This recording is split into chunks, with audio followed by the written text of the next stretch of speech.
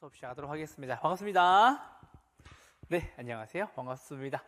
저는 렌다나 공인중개사에서 부동학개론을 담당하고 있는 송돈이라고 하고요. 우리 이제 기본 이론 과정 진행을 해보도록 하겠습니다. 여러분들 공인중개사 시험 같은 경우에는 그냥 부동산과 관련돼 있다 이 정도로 알고 계시죠? 근데 구체적으로 무엇을 하는 건지 그리고 어떻게 해야 합격할 수 있는 건지 혹시 알고 계신가요? 혹시 뭐 공인중개사 시험 어떤 시험인 거로 알아요? 어떤 시험을 알고 계세요? 어떻게 하셔도 됩니다. 괜찮습니다. 중개업을 하기 위한 시험이 메인이에요. 말씀해보세요. 괜찮아요. 편하게 말씀해 주셔도 되는데. 네네네네네. 네네네. 그럼요. 예. 인강 보고 있는 분도 계시니까는 오프라인 계시면 대답하셔도 됩니다. 예. 1차 첫 번째 과목이고요. 예, 맞습니다. 그러면은 다른 과목 같은 경우에는 뭐 민법이나 뭐 공법이나 중개사법이나 이런 법인데 학개론 같은 경우에는 뭐와 관련된 내용일 것 같아요?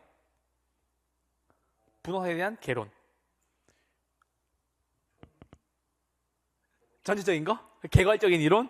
그것보다 더 중요한 건 뭐냐면 어떻게 해야 부동산으로 돈을 벌 수 있는지를 가르쳐주는 학문이에요. 그래서 저만 보시면 돼요. 쓸 거 아무것도 없어요. 그냥 이야기 때 들으시면 돼요. 그래서 우리 11월, 12월 코스에서는 기본서 진행할 건데 그냥 저만 보시면 돼요. 아무것도 안 쓰셔도 돼요.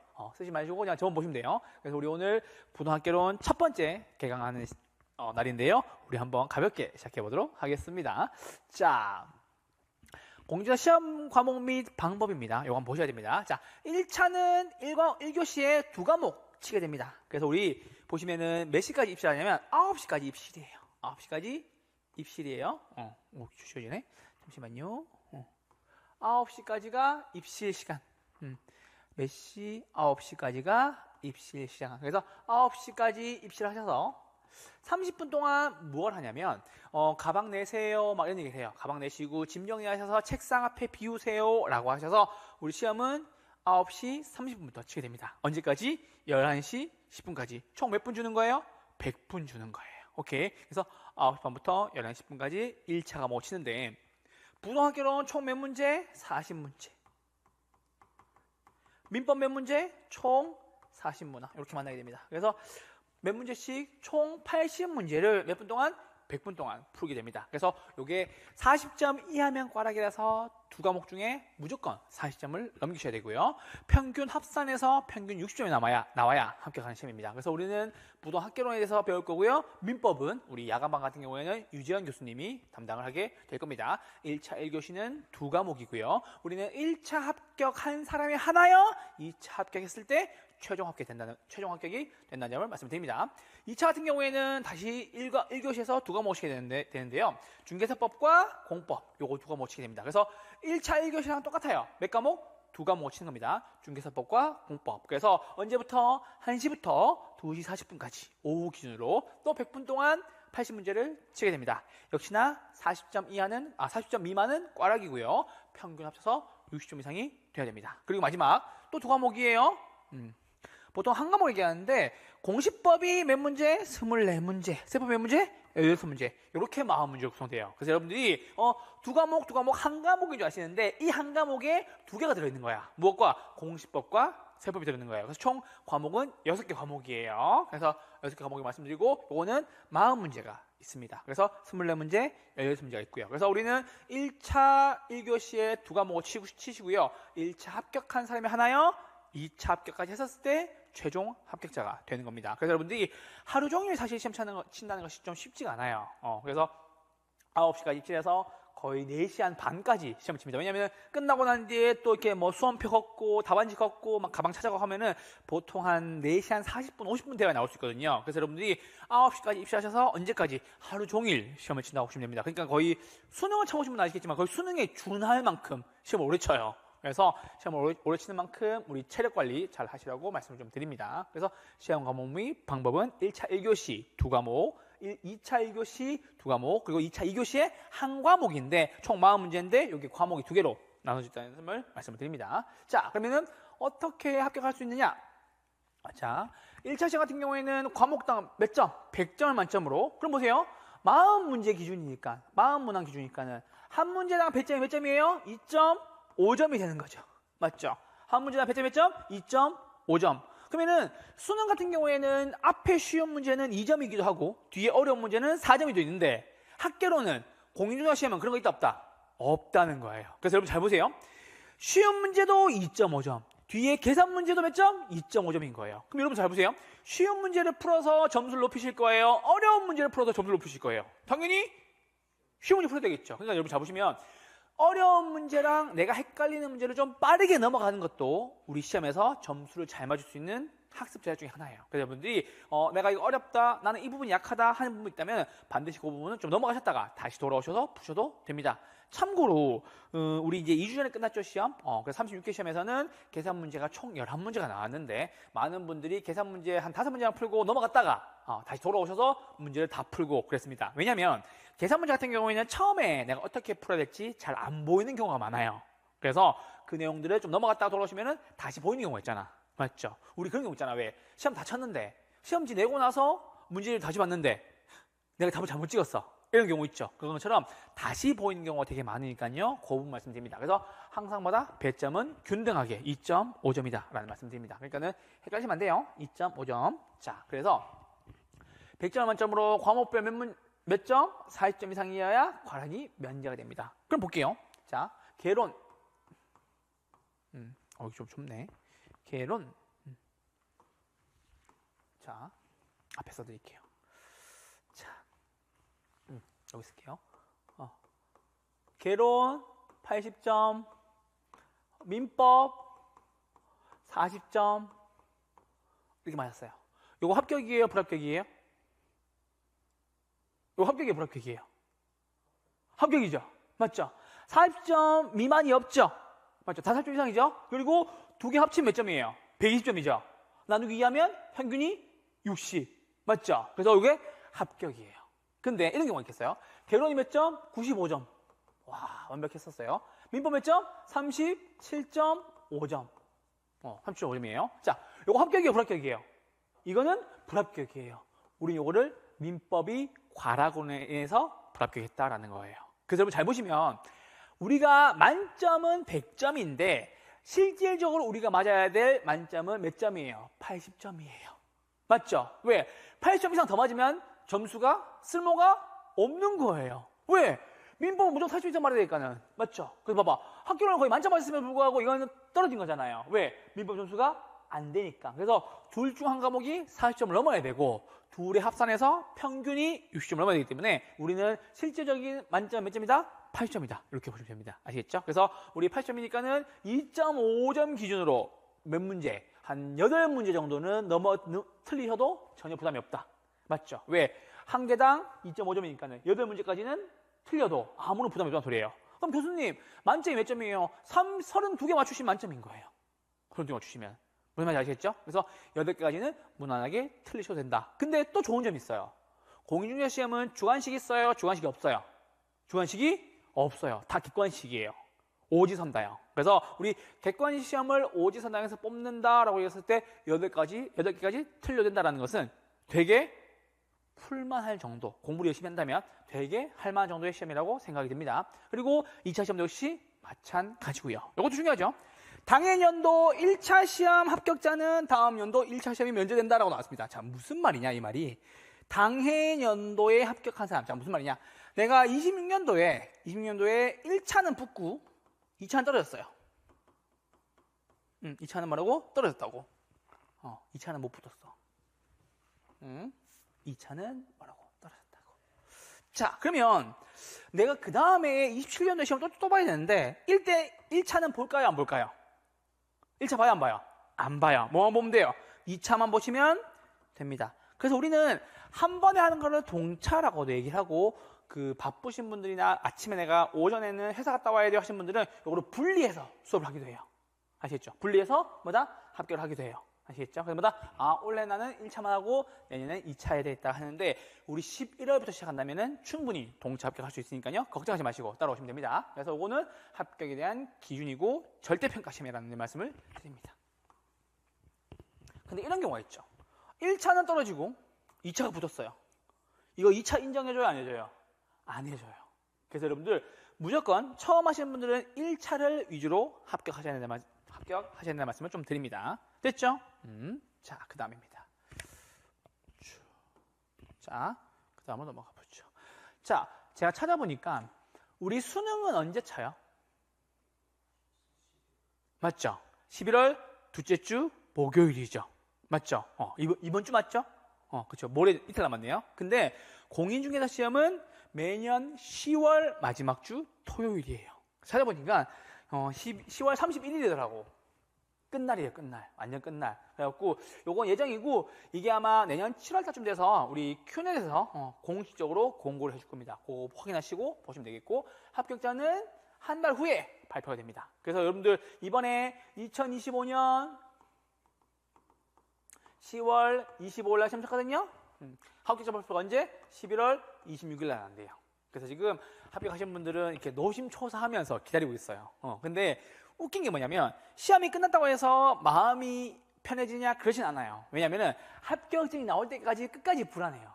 왜냐면 혹시 내가 답안지를 밀려 쓰지 않았을까? 이름을 빠뜨리지 않았을까? 수험 번호를 안 쓰지 않았을까라는 마음 때문에 좀 불안해하고 있는데 그럴 필요는 거의 없다는 거. 그런 일은 거의 벌어지지 않아요, 진짜. 그러니까는 시험날 합격하시면은 그냥 여유 있게 되시면 된다는 말씀을 드립니다. 아시겠죠? 그래서 우리는 시험 연재라고요. 10월 마지막 주 토요일이라고요. 아시겠죠? 합격자 발표는 한 달 뒤에 생긴다는 거라는 말씀을 드립니다.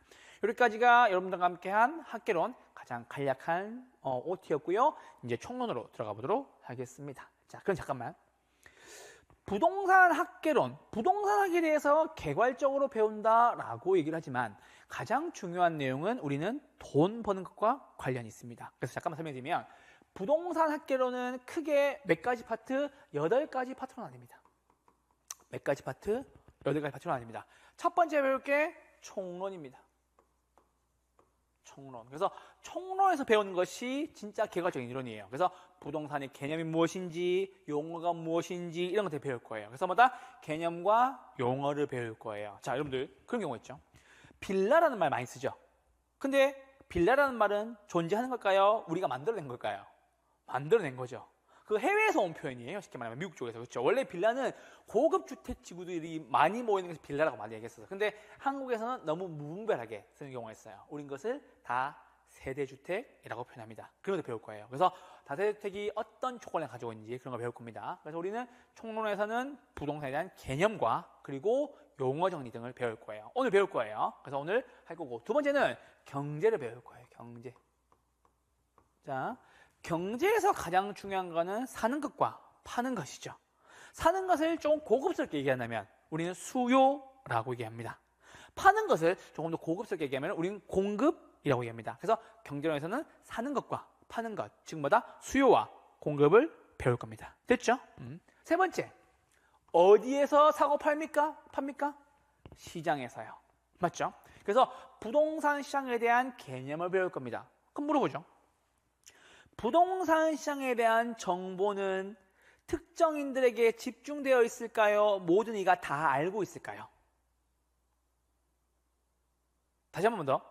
부동산 시장에 대한 정보는 일부 사람들이 유난히 좋은 정보를 가지고 있을까요? 아니면 모든 이에게 다 공평하게 골고루 배분되어 있을까요? 다 배분되어 있어요? 모르시겠어요? 자, 그럼 다시 물어볼게요. 국토교통부 장관이 알고 있는 부동산 시장의 앞으로의 예상과 흐름과 제가 알고 있는 예상과 흐름이 누가 더 좋은 정보를 가지고 있을까요? 맞죠? 그래서 거기에 계신 분들은 내부 정보를 이용하여 부당이득을 취득하면 불법이 됩니다. 여러분 그런 얘기 들어봤죠? 주식시장에서 주식시장 그 주식회사의 내부 관계자가 그 내부 정보를 악용하여 부당이득을 취득하면 구속됩니다. 예를 들어 볼게요. 우리 회사가 제약회사인데 암 치료제를 발견했어요. 알약을 하나만 먹어도 모든 암이 다 치료가 된대. 예를 들면 그럼 그 정보가 아직까지 대중에게 공개되지 않은 상태에서 그 주식회사의 주식을 저가로 매수해서 맞죠? 고가에서 팔면 그건 위법입니다. 그래서 우린 그거를 내부자 거래 정보라고 얘기하고 그 내부자가 거래 정보를 통해서 주식시장에서 부당이득을 취득하게 되면 그거는 불법으로 간주됩니다. 그리고 반드시 그 주식회사에서 주식시장에서 내부 관계자가 주식을 일정 퍼센트 이상 매수하면은 공시하게 되어 있습니다. 그게 퍼센트가 갑자기 기억 안 나는데 뭐 5% 이상인가 매수하게 되면은 즉 뭐다 제가 어떤 회사 A라는 회사의 회사 직원이에요. 회사 직원이 그걸 만약에 그 회사 특정 주식을 5% 이상 매입하잖아요. 매입하다 팔잖아요. 그럼 반드시 공시하게 되어 있습니다. 그럼 잘 보세요. 내부자가 그 회사 주식을 마구 10% 샀어요. 그거 왜 샀겠어요? 뭔가 좋은 일이 있는데 아직 발표되지 않아서 그럴 수 있겠죠. 싹 다 불법입니다. 그래서 공시하게 되어 있단 말이에요. 똑같은 거예요. 그래서 부동산 시장은 완전 경쟁 시장이 아니라 불완전 경쟁 시장이다라고 합니다. 아시겠죠? 혹은 정보의 비대칭성이 심하다라고 합니다. 그러면은 이런 경우가 있어요. 뉴스 보다 보면 주가 조작 때문에 구속되시는 분들한테 뉴스 앵커가 이런 얘기를 합니다. 회사 내부의 정보를 악용해서 정보의 비대칭성이 심화되어 악용한 관계로 검찰에서 기소했습니다. 라고 주장합니다. 무슨 말이냐면 내가 알고 있는 것과 그들이 알고 있는 정보가 너무 차이가 나서 그 정보를 이용해서 부당하게 돈을 벌면 문제가 되는 소리입니다. 부동산 시장도 그럴까요? 아주 심한 곳이 여기입니다. 특히 부동산 시장은 너무너무 심합니다. 그래서 우리 부동산 시장에서 배우게 될 거고요. 그리고 네 번째는 정책론입니다. 정책론.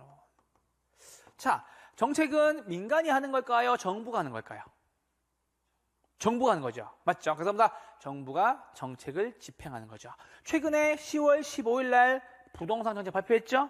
서울 전 지역을 투기과열지구 및 조정대 대상 지역으로 묶어버리고 경기도의 일부 12개 시군구 쪽을 또 묶어버렸죠. 그래서 앞으로 거래할 때 자금 출처를 밝히세요 라는 것들 맞죠? 투기과열지구라서 허가받고 하세요 등등등이 다 묶여버린 거예요. 됐죠? 그래서 잘 보세요. 자, 8가지 중에 4가지가 전반부라고 얘기합니다. 전반부. 학개론의 뭐다? 전반부라고 얘기를 하고 여기에서 보통 17문제에서 18문제가 출제가 됩니다. 그렇죠? 그럼 잘 보세요. 큰 흐름을 읽어야 돼. 자, 총론에서 뭐 배운다고? 개념 배운다고. 됐죠? 두 번째, 경제론에서 뭐 배운다고? 사고, 팔고 배운다고. 어디에서 이루어지는데요? 시장에서요. 무엇을 확인해야 되는데요? 정책을 확인해야 되겠죠. 잘 보세요, 여러분들. 만약에 여러분 땅을 샀어. 땅을 샀어. 정책을 확인하고 땅을 샀어요. 근데 사고 보니 그 땅이 뭐야? 개발 제한구역이에요. 개발해요, 못해요? 못하겠죠. 그럼 어떻게 되겠어요? 난리 나겠지. 그래서 무엇을 확인한다? 정책을 확인한다는 소리예요. 자, 그럼 보세요. 부동산이 뭔데? 사고 팔았는데 어디에서? 시장에서 뭘 확인했는데? 정책을 확인했어요. 이제 뭐하러 가야 돼요? 부동산? 사러 가야 되겠죠. 부동산을 사는 행위를 사고 파는 행위를 뭐라고 그래요? 또 다른 말로 하면 고급스러운 얘기를 하면 나는 부동산에 뭐 한다? 투자한다. 그렇죠. 투자론이에요. 맞아요. 정확합니다. 주식시장에 투자한다. 부동산 시장에 투자한다. 맞죠? 자, 투자를 하긴 할 건데 내 돈으로만 해요? 남 돈 빌리기도 해요? 남 돈 빌리기도 하죠. 참고로 대한민국이 전 세계에서 돈을 압도적으로 많이 빌린 나라가 대한민국입니다. 거의 이거는 광기 수준으로 많이 빌린대요. 이례적으로 이런 나라가 없대요. 자, 그럼 뭐다? 돈을 빌리는 것, 혹은 돈을 맡기는 것, 저금하는 것, 돈과 관련된 모든 서비스를 제공하는 걸 좀 고급스럽게 얘기하면 그렇죠. 맞습니다. 금융입니다. 됐죠? 자, 보세요. 부동산이 뭔데? 맞죠? 사고 파니? 오케이. 어디에서? 시장에서 뭘 확인하고? 정책을 확인하고. 맞죠? 투자를 해야 되는데 돈이 모자라니까 돈을 빌릴 수도 있고. 맞죠? 그럼 이제 뭐예요? 돈까지 빌렸어. 뭐 해야 돼요? 사야 되겠죠. 맞죠? 사도 되지만은 지어도 되죠. 부동산 건물 짓는 거를 부동산 뭐라고 얘기하죠? 건물 짓는 거. 건축, 건설 말고 부동산 개발. 맞죠? 부동산 개발. 그럼 뭐 해야 돼요? 관리. 팔아먹는 것을 마케팅이라고 얘기합니다. 됐죠? 자, 그리고 마지막입니다. 여러분들 잘 보세요. 감정평가라는 것이 무엇입니까? 라는 질문에 가장 정확한 답변은 가치를 평가하는 겁니다. 라는 겁니다. 뭐라고? 가치를 평가하는 거. 맞죠? 자, 한번 잘 보세요.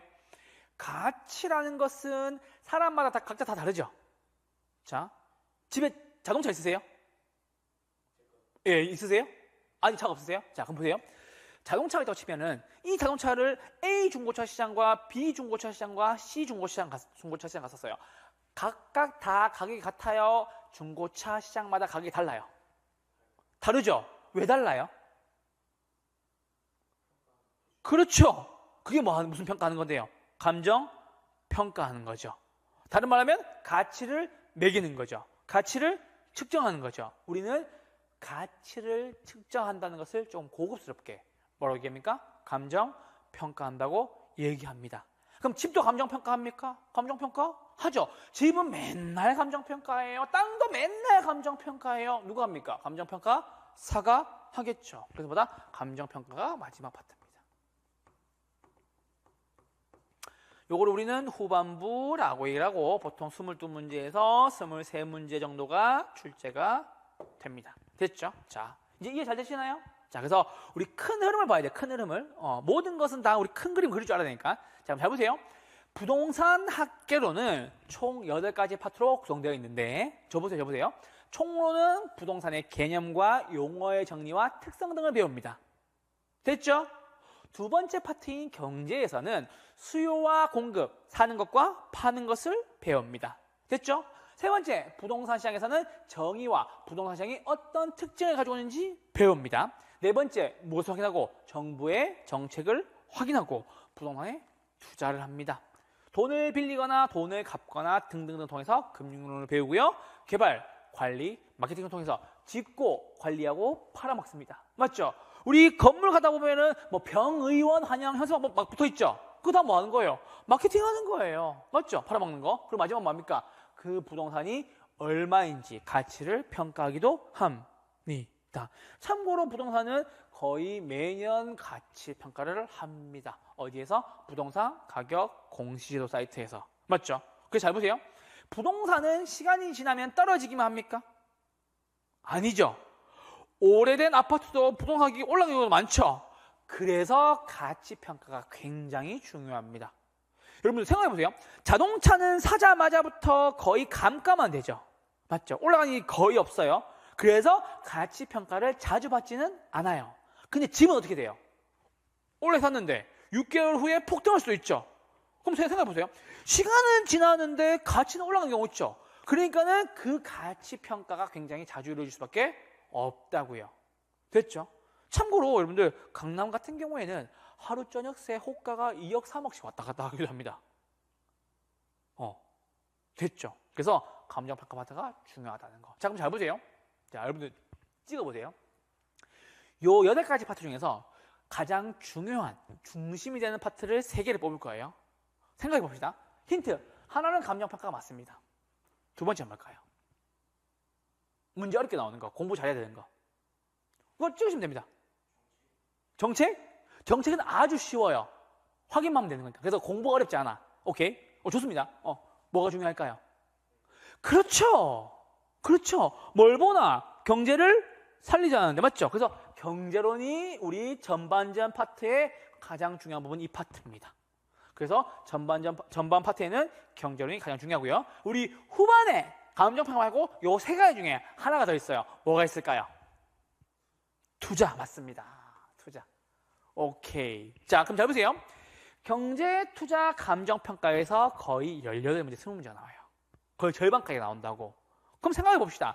학개론을 하나로 관통하는 말을 한다면 학개론은 뭐 배우는 학문이냐? 어떻게 하면 돈 벌 수 있는지를 측정하는 겁니다.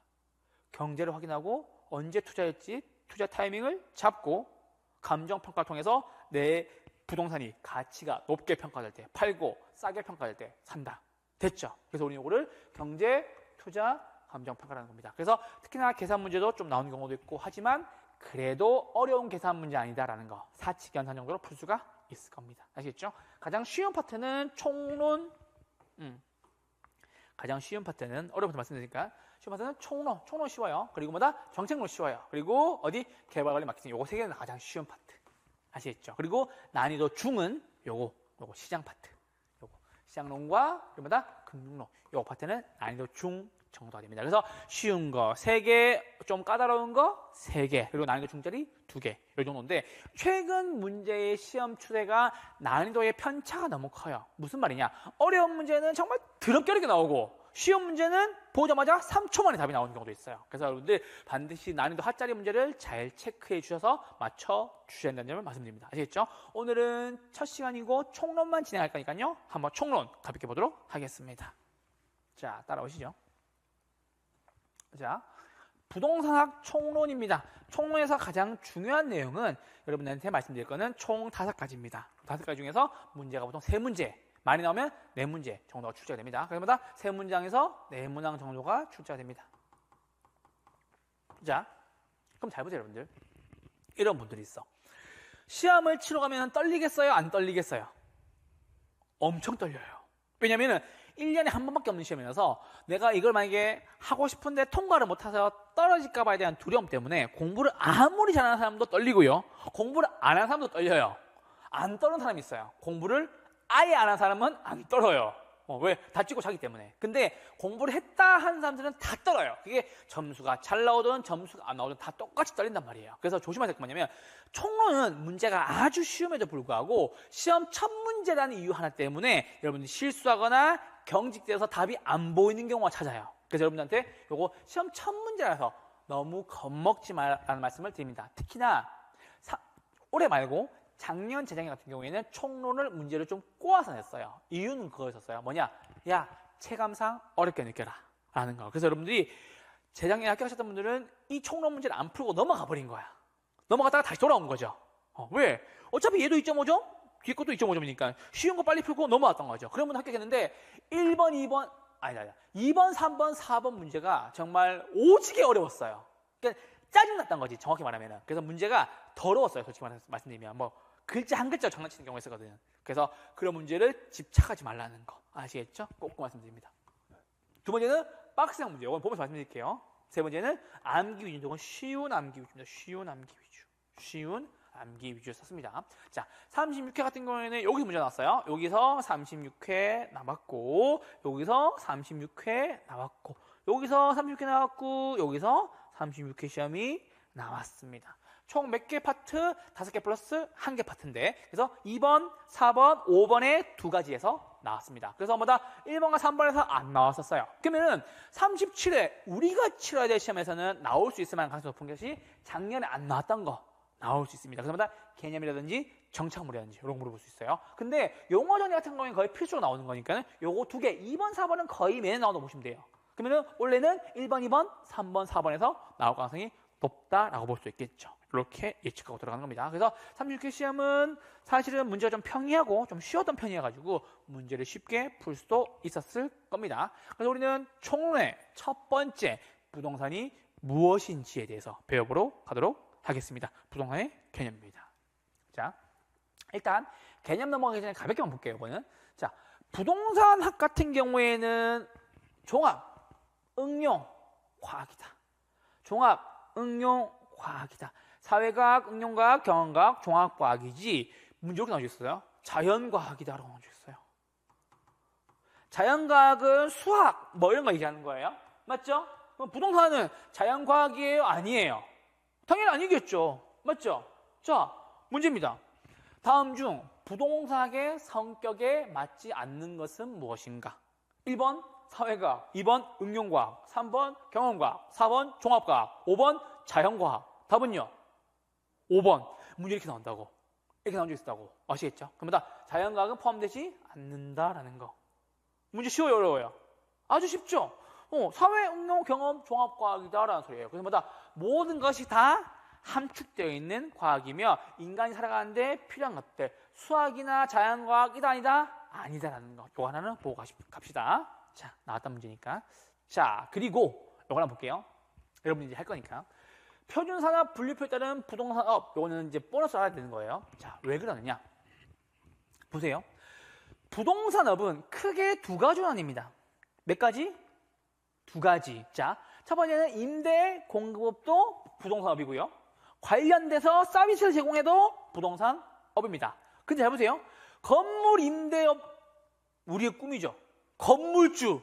맞죠? 건물주는 뭐 하는 사람이에요? 건물 임대업 하는 사람이에요. 맞죠? 그럼 그 사람은 부동산업을 하는 사람 맞습니까? 네, 맞아요. 우리 얘기하잖아, 옛날에 뭐, 저는 건물주가 되고 싶어요. 건물주는 무슨 일을 하는데요? 건물 임대업 하는 거죠. 그 사람 무슨 업 하는 건데요?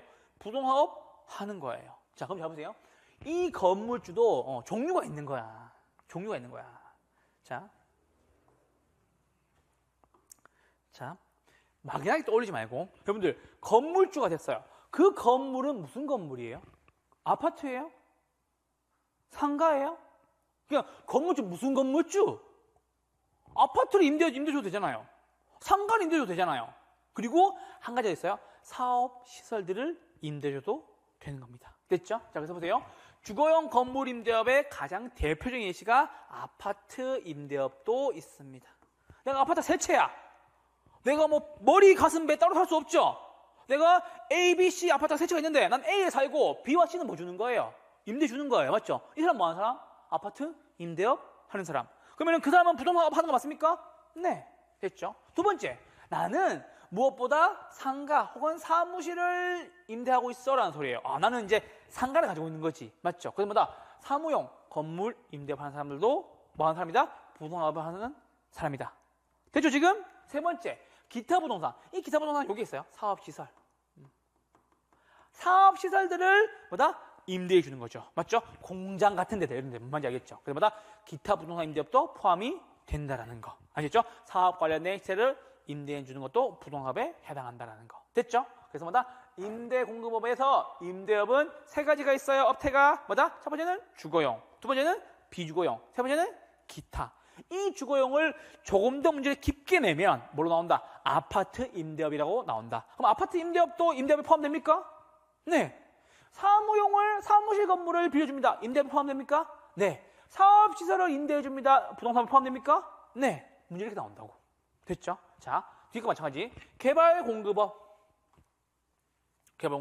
역시마다 주거용, 비주거용, 기타. 그럼 교수님, 부동산업에서 임대공급업은 똑같네요, 모양이에요? 네. 주거용, 비주거용, 기타.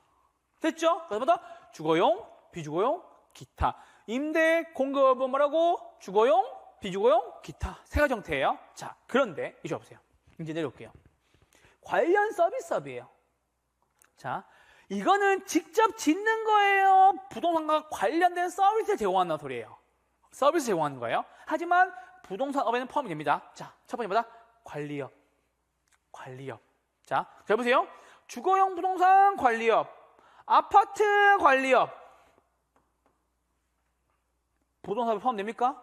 네. 맞죠? 우리 아파트 사시는 분 있으시죠? 가다 보면 관리인분들 계시죠? 그분은 뭐 하는 거예요? 관리하시는 거죠. 그 관리에 관련된 업체, 그 업체가 뭐 하는 거라고요? 부동산업 하는 애들이라고요. 됐죠? 두 번째, 사무실. 맞죠? 사무실. 관리합니까? 네. 그런데 이거는 부동산업이 아니에요. 뭐는 부동산업이 아니냐? 사업시설을 관리하는 기타 관리는 뭐에 포함되지 않는다? 관리업에 포함되지, 관련 서비스업에 포함되지 않는다는 소리입니다. 무슨 말인지 알겠죠? 조심하셔야 돼요. 자, 왜냐하면 임대업과 개발공급업은 주거용, 비주거용, 기타. 주거용, 비주거용, 기타가 있었던 반면 관리업은 뭐가 없다고? 기타 관리 없다고. 사업시설 관리 있다고 없다고? 없다고. 이렇게 나온다는 소리입니다. 됐죠? 자, 그리고 마지막. 중개, 자문, 감정평가. 자, 잠시만. 감정평가는 굉장히 대표적인 부동산업 중에 하나입니다. 왜? 가치를 평가할 거니까. 자, 근데 여러분 잘 보세요. 여러분 만약에 공인중개사 돼서 내가 그 사무실 열어. 내가 그래서 개업 공인중개사 됐어. 거기 업태 업종에 이걸 쓰는 거예요. 뭐 쓴다? 중개 및 대리업. 여러분 뭐 하시는 분들인데요? 중개업 하시는 분들이잖아. 맞죠? 그래서 뭐다? 중개 및 대리업.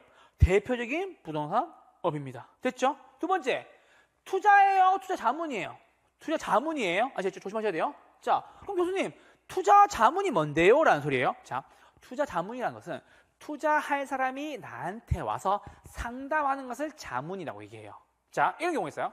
여러분 개공이에요. 개공인데 이렇게 얘기하는 거지. 고객이 들어왔어.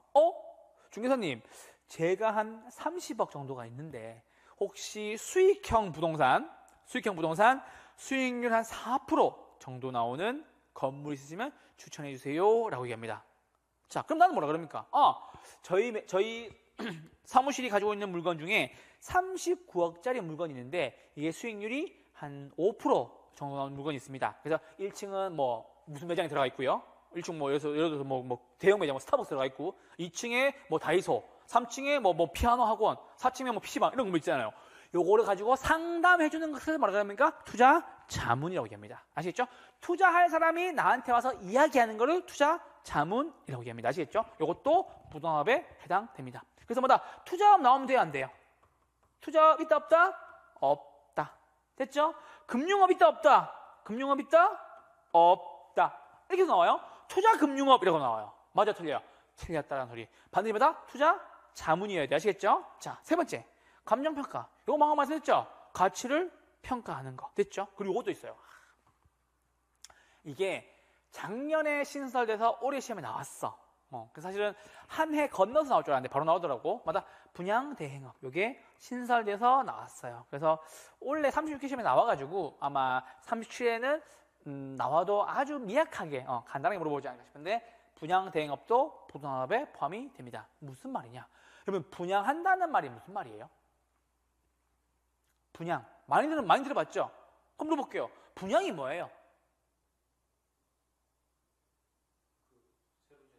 그렇죠. 새로 지은 집을 팔아먹는 것을 분양이라고 얘기합니다. 그거를 업체나 걔네 건설사에 하지 않고 누구한테 대신하라고 맡긴 경우가 있습니다. 그렇죠. 우리는 그걸 뭐라고 한다? 분양 대행업이라고 한다. 그게 뭐에 해당된다? 부동산업에 들어왔다. 그래서 네 가지예요. 중개 및 대리, 투자자문, 감정평가, 분양 대행업. 자, 잘 보세요. 오지선다형 객관식 문제는 보기에서 4개가 있을 때 문제화시키기가 참 좋습니다. 문제 내볼게요.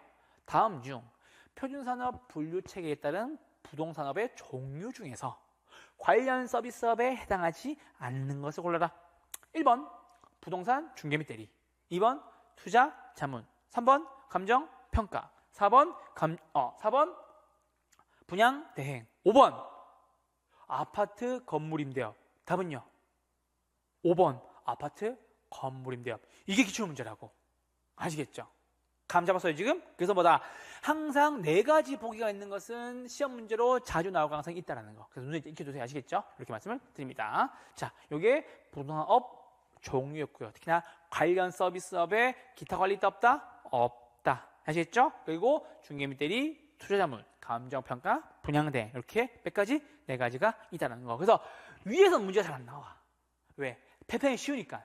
주거용, 비주거용, 기타. 주거용, 비주거용, 기타. 맞죠? 쉬워서 문제가 안 나오는 반면 관리업과 중개자문, 감정평가는 맹점이 많잖아. 여기다가 기타 관리 집어넣는다거나. 아시겠죠? 여기다가 한 가지를 플러스 시켜서 중개자문, 감정평가업이 아닌 것을 골라라. 이렇게 될 수도 있다고. 아시겠죠? 그래서 항상 우리 관련 서비스업에서 문제가 자주 출제된다는 점을 말씀을 드립니다. 되셨죠? 오케이. 자, 이제는 부동산을 학문적인, 우리 공부한다는 측면에서 잠깐 볼게요. 공부한다는 측면에서는 크게 3가지 나옵니다. 첫 번째는 법, 두 번째는 경제, 세 번째는 기술. 자, 법률적 측면에서 부동산을 보는 것은 법과 제도, 공법과 사법 측면에서 공부를 한다는 소리입니다. 맞죠? 자, 부동산 교수님 법으로 공부합니다 라고 얘기하면은 무엇이 있느냐? 예를 들어서 지적 공부라든지, 맞죠? 얘가 건물을 지었는데 남의 땅을 침범했네? 문제가 되겠어요? 문제가 되겠지. 맞죠? 두 번째, 내가 건물을 지었는데 옆에 건물에 햇볕 들어오는 일조권을 방해했어. 문제 되겠죠? 공부해야 됩니다. 두 번째, 경제 측면. 이건 당연한 거겠죠. 내가 건물을 지었는데 안 팔려. 망했죠? 뭘 예측하는 거? 수요 공부 통해서 시장 가격을 추정하는 거. 내가 건물을 10억 주고 지었는데 팔려고 하니까는 5억밖에 안 되는데 망했죠? 공부해야 되겠어요? 공부해야 되겠죠. 세 번째, 기술적 측면. 물리적 측면. 물리적, 자연적, 환경. 내 주변에서 나를 컨트롤할 수 있는 것들을 관리해라라는 소리입니다. 그래서 기술적 개념은 물리적 측면을 이야기하기도 하고 물리적, 자연적 측면들을 보는 겁니다. 됐죠? 자, 그래서 볼게요. 법률적, 경제적 측면은 눈에 보인다, 안 보인다? 안 보이는 무형적 측면입니다. 법은 눈에 보여, 안 보여? 안 보이잖아. 맞죠? 그리고 이 시장 가격은 언제든지 요동칠 수 있으니까 가격 자체는 붙어있지만 그 눈에 보여 안 보여? 안 보이는데 기술적 개념은 눈에 보여 안 보여? 보이겠죠? 그럼 잘 보세요. 우리 평촌이 아파트 값이 비싼 이유가 뭐예요? 그렇죠. 무슨 측면? 물리적 측면. 맞죠? 이게 좋아서 시장 가격이 높은 거예요. 됐어요? 그게 뭐다? 눈에 보여 안 보여요? 보이잖아. 맞죠? 환경이 좋아요. 학군이 좋아요. 교통이 편해요. 다 뭐다? 기술적 개념이잖아. 환경자연, 위치, 공간 등. 됐죠? 그래서 우리는 크게 부동산학을 세 가지 개념으로 나눠서 봅니다. 첫 번째마다 법, 두 번째마다 경, 세 번째마다 기. 됐죠? 자, 앞으로 볼게요. 부동산의 측면 세 가지 몇 개? 세 개. 뭐라고? 법, 경, 기. 됐죠? 이렇게 하나 보고 가시면 됩니다. 자, 그 다음입니다. 뒤에 거 먼저 보고 넘어올게요. 자, 우리 부동산의 개념을 잡으실 때는 두 가지로 구분하셔야 돼요. 첫 번째는 복합 개념의 부동산. 두 번째는 복합 부동산.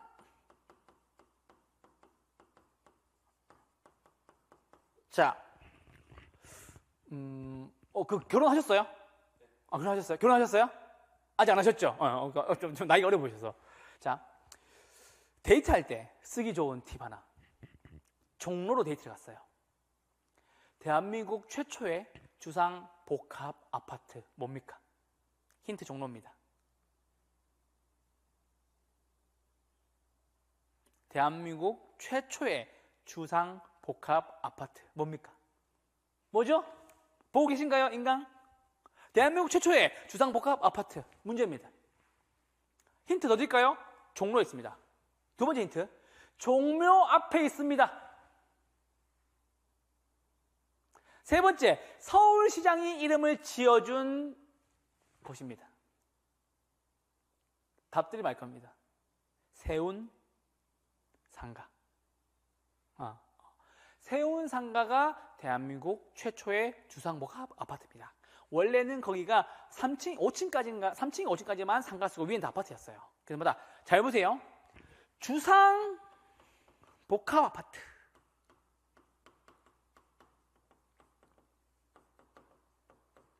이건 무슨 아파트예요? 주거와 상가가 결합되어 있죠. 우리 주상복합 아파트를 주상복합 개념의 아파트다라고 하지 않죠? 맞죠? 주상복합 아파트. 그럼 주상복합 아파트는 주거와 상가가 하나로 결합되어 있는 복합 부동산이 맞습니까? 맞죠? 그래서 보세요. 복합 부동산이라는 것은 부동산은 무엇과 무엇으로 나뉘어요? 토지와 건물로 나뉘죠? 맞아요? 오케이? 그럼 보세요. 토지와 건물이 결합되어 있으면 무슨 부동산? 복합 부동산. 그 시험문제 맨날 나와. 토지와 건물이 결합되어 있는 것을 복합 개념의 부동산이라고 한다. 맞아요? 틀려요? 틀렸죠? 뭐라 그래야 되는 거예요? 복합 부동산. 여러분들, 세상에 그 어떤 누구도 주상 복합 개념의 아파트라고 하지 않아요. 그런 분들은 개념이 없는 사람이에요. 맞죠? 그래서 개념이라는 것은 학문적인 측면에서 볼 때 개념이 붙는 거고, 우리가 보통 쓰는 말은 복합부동산이라는 것은 토지와 건물이 하나로 붙어 있다는 것이 뭐라고요? 복합부동산이라고 합니다. 좀 더 디테일하게 내용을 보면요. 자, 토지와 건물 물어보죠. 따로 거래할 수 있어요? 땅 주인과 건물 주인이 다를 수 있냐고요? 네, 충분히요. 우린 당연하다고 생각하죠. 미국에서는 그럴 수가 없습니다. 참고로 전 세계에서 일본과 한국만이 땅 주인과 건물 주인이 다릅니다. 다를 수 있습니다. 그러면 미코건요 교수님 땅을 사서 그 위에다가 그 땅 주인이 건물을 올리는 겁니다. 그러면 토지와 건물이 각각 독립된 거래의 객체이면서도 라는 거 중요. 마치 하나의 결합된 상태로 부동산 활동이 이루어질 때 우린 그걸 뭐라고 한다? 복합부동산이라고 한다. 그럼 교수님 복잡하게 얘기하지 말고 쉽게 얘기해 주세요. 뭐라고? 토지와 건물이 함께 붙어? 이따 끝? 무슨 부동산? 복합부동산. 이거를 학문적 측면으로 가져올 때 이렇게 나뉘는 겁니다. 됐죠? 뭐다? 복합 개념의 부동산. 몇 가지? 세 가지. 세 가지 뭐가 있었죠? 법, 경, 기. 뭐다? 법률적, 경제적, 기술적. 됐죠? 자, 법률적으로 부동산을 정의해 봅시다. 학문적으로. 첫 번째, 부동산을 정의하려면 부동산이 무엇입니까? 라고 물어보는 사람한테 이렇게 대답하셔야 됩니다. 자, 물어볼게요. 부동산이 뭐예요? 토지와 건물이요. 좋은 대답입니다. 근데 이거는 법적으로 보는 거죠. 맞죠? 협의, 무슨 뜻입니까? 좁은 의미. 협소하다 협자예요. 자, 좁은 의미의 부동산은 이렇게 답하시면 됩니다. 토지 및 그 정착물이요. 됐죠? 토지 및 뭐라고? 그 정착물이요. 이게 어디에 있냐면 민법에 있어요. 민법. 민법 99조 1항에 뭐라고 나와 있냐? 토지 및 그 정착물이다. 민법 제99조 1항에 부동산이란 뭐라고? 토지 및 그 정착물을 말한다 라고 나와 있어요. 이해됐죠 지금? 자, 근데 협의 말고 광의 무슨 뜻입니까? 넓은 의미죠. 넓은 의미 맞죠? 넓은 의미로는 우리 좁은 의미를 받고 뭐까지 포함시키는 거예요? 준 부동산까지 포함을 시키는 거예요. 자, 군대 갔다 오셨죠? 군대 갔다 왔죠? 아직 안 갔다 오셨어요? 자, 군대 갔다 오신 분들은 앞에 준 붙으면은 뒤에 명사가 아니죠? 맞죠? 자, 이런 거 있죠? 준 부동산. 이거 부동산이에요? 부동산이 아니에요? 부동산은 아니에요. 하지만 부동산과 성격이 비슷해서 부동산에 준한다, 부동산과 유사한 성격을 가지고 있다라고 해서 준 부동산이라고 쓰는 거예요. 됐죠? 우린 이거를 의제 부동산이라고 얘기하는데 이제부터 준 부동산이 뭔지 좀 봅시다. 자, 그러면은 법률 개념은 크게 두 가지인데 하나는 협의, 하나는 광의. 협의는 오케이 알겠어요. 민법상 토지 및 그 정착물. 광의는 뭔데요? 협의 받고 의미를 넓힐게요. 준 부동산까지 더한다. 자, 준 부동산의 가장 대표적인 예가 뭐겠냐? 자동차. 자동차 있으신 분들은 차를 타시면서 얘기하시면 돼요. 나의 준 부동산 하시면 됩니다. 자, 그러면은 준 부동산이라는 것은 왜 준 부동산인지 봅시다. 자, 여러분들 동산이 있어. 동산이 이런 물건이 있어요. 이런 물건이 있어요. 이런 물건이 내 거라는 것을 의미하기 위해서, 증명하기 위해서 우리 여기다 뭐예요? 이름 쓰기도 하죠. 맞죠? 이름 쓰죠. 보통의 동산은 동산 자체에다가 이름을 써서 내 거임을 공시하는 경우가 많아요. 맞죠? 근데 자동차 같은 경우에 내 이름을 씁니까? 자동차에다가 내 이름 이렇게 송도윤 쓰면 그 자동차 제가 됩니까? 아니죠. 자동차는 무엇을 통해서 소유주를 증명합니까? 등록증. 맞죠? 맞아요? 자, 그래서 보세요. 자동차는 뭐함으로 인해서? 등기함으로 인해서 소유권을 주장하는 거예요. 됐죠? 죄송해요. 등록하면서. 죄송해요. 등록함으로 인해서. 자동차는 뭐 하는 거라고? 등록함으로 인해서. 자, 두 번째 물어봅시다. 선박. 선박도 여러분들 뭐 해야 됩니까? 선박은 뭐다? 선박은 등기. 그렇죠. 선박은 뭐라고? 선박에 이름 쓰는 거 아니에요. 선박 가보면은 마린 2호 적혀있잖아. 그럼 그 주인 이름이 마린은 아닐 거 아니에요. 맞죠? 마린 2호, 무슨 마라도 3호 적혀있죠. 그럼 그 사람 이름 아니잖아. 맞죠? 선박도 뭐 하는 거예요? 등기하는 거예요. 그럼 잘 보세요. 동산임에도 불구하고, 맞죠? 움직이는 동산임에도 불구하고 등기나 등록의 공시 방법을 통해서 내 거야 라고 주장하는 특정의 동산을 우린 뭐라 그런다고? 준 부동산이라고 한다고. 됐죠? 부동산 뭐에서 내 거라고 주장해요? 등기하죠. 선박 뭐예요? 등기하죠. 자동차 뭐예요? 등록하죠. 그래서 뭐다? 일부 특정의 동산 등은 거기에 이름을 쓰는 것이 아니라 등기나 등록함으로 인해서 나왔죠? 등기나 등록의 공시 방법, 공공에게 게시하는 방법을 갖춤으로 인해서 뭐다? 내 거라는 걸 주장하는 거예요. 그럼 이것이 성격이 부동산과 비슷합니까? 네. 그래서 우리 이거를 준 부동산이라고 얘기합니다. 지금 이해되시나요? 됐죠? 자, 그래서 보세요. 자, 복합 개념의 부동산은 크게 세 가지로 나뉘는데 첫 번째는 무슨 개념? 법률적 개념. 법률적 개념 몇 가지가 있다? 두 가지가 있다. 협의의 부동산과 광의의 부동산. 협의의 부동산은 뭐예요? 토지 및 그 정착물. 광의의 부동산은요? 토지 및 그 정착물 받고. 맞죠? 협의 더하기. 뭐까지? 준 부동산까지. 됐죠? 자, 그래서 세 가지 특징이 있어요. 첫 번째, 등기나 등록의 방법을 통한다. 이게 첫 번째 특징. 됐죠? 자, 2번, 3번은 사소하지만 배울게요. 두 번째는요. 저당권의 객체가 된다. 자, 어려워할 필요 없어요. 저당권이 무슨 말이냐면 담보로 맡기고 돈 빌릴 수 있다는 소리입니다. 주택을 담보로 돈 빌릴 수 있습니까? 있죠. 주택 담보대출. 자동차 담보로 맡기고 돈 빌릴 수 있습니까? 네. 자동차 담보대출. 개론쌤이 올해 7월 다 갚았어요. 자동차 담보대출. 준부동산이니까 저당권을 한 번 맡겨본 거예요. 됐죠? 뭐다? 저당권의 객체라는 것은 맡기고 돈 빌릴 수 있다라는 소리입니다. 저당권을 받아준다. 아시겠죠? 되십니다. 세 번째. 요거 쉬워요. 감정평가 대상이 되기도 한다. 너무 쉽잖아. 여러분 다 알고 있었던 거라니까? 제가 그거를 단어를 정리하고 깔끔만 만들어주는 거라니까. 자, 감정평가 대상이 되기도 한다. 자, 잠깐만요. 집은 감정평가 받습니까? 네. 자동차도 감정평가 받습니다. 어디 가면요? 중고차 시장요. 맞죠? 그래서 보세요. 준부동산의 특징은 크게 세 가지입니다. 첫 번째, 등기, 등록. 그래서 준부동산이 불리는 겁니다. 두 번째는 저당권, 객체. 무슨 말이냐? 맡기고 돈 빌릴 수 있다. 세 번째, 가치를 평가받는 감정평가 대상이기도 한다는 게 이게 준부동산의 가장 큰 세 가지 특징입니다. 아시겠죠?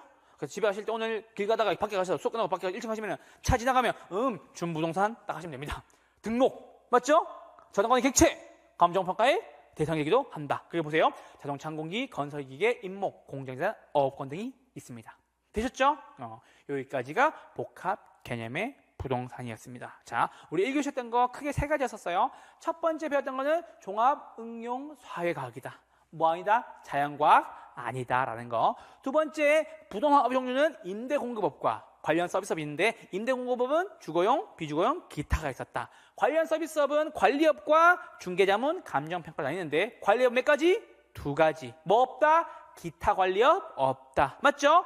중개자문, 감정평가는 네 가지가 있었어요. 뭐 있었죠? 중개 및 대리, 투자, 자문, 감정평가, 분양, 대행. 네 개죠, 네 개. 다 네 글자. 중개 대리, 중개 및 대리, 투자 자문, 감정평가, 분양 대행. 다 몇 글자? 네 글자, 네 글자, 네 글자, 네 글자. 몇 개? 네 개. 됐죠? 그럼 다 중개 자문, 감정평가 네 가지였고요. 그리고 복합부동산. 맞죠? 주상, 복합, 아파트. 뭐라고? 각각 따로 거래할 수 있으나 뭘로 보라고? 하나에 결합된 것으로 본다. 맞죠? 무슨 부동산? 복합부동산. 공부로 넘어올게요. 복합 개념의 부동산. 크게 세 가지가 있는데 우리 1교시 배운 거 첫 번째. 무슨 개념? 법률적 개념. 크게 몇 가지가 있다? 두 가지가 있다. 첫 번째 게 뭐였죠? 협의. 그게 뭐예요? 토지 및 그 정착물. 맞죠? 광의의 부동산은 협의 더하기. 무슨 부동산? 준부동산. 준부동산은 왜 준부동산이라고 부릅니까? 등기나 등록을 하기 때문에. 맞죠? 저당권의 객체로 쓰이기 때문에 감정평가 대상이 되기도 하기 때문에. 됐죠? 이게 1교시 했던 가장 중요한 포인트였습니다. 어때요? 들을만 해요? 이해가 좀 잘 돼요? 오케이. 그래서 잠깐 쉬었다가 우리 2교시에서 뵙도록 하겠습니다. 잠깐만 쉴게요.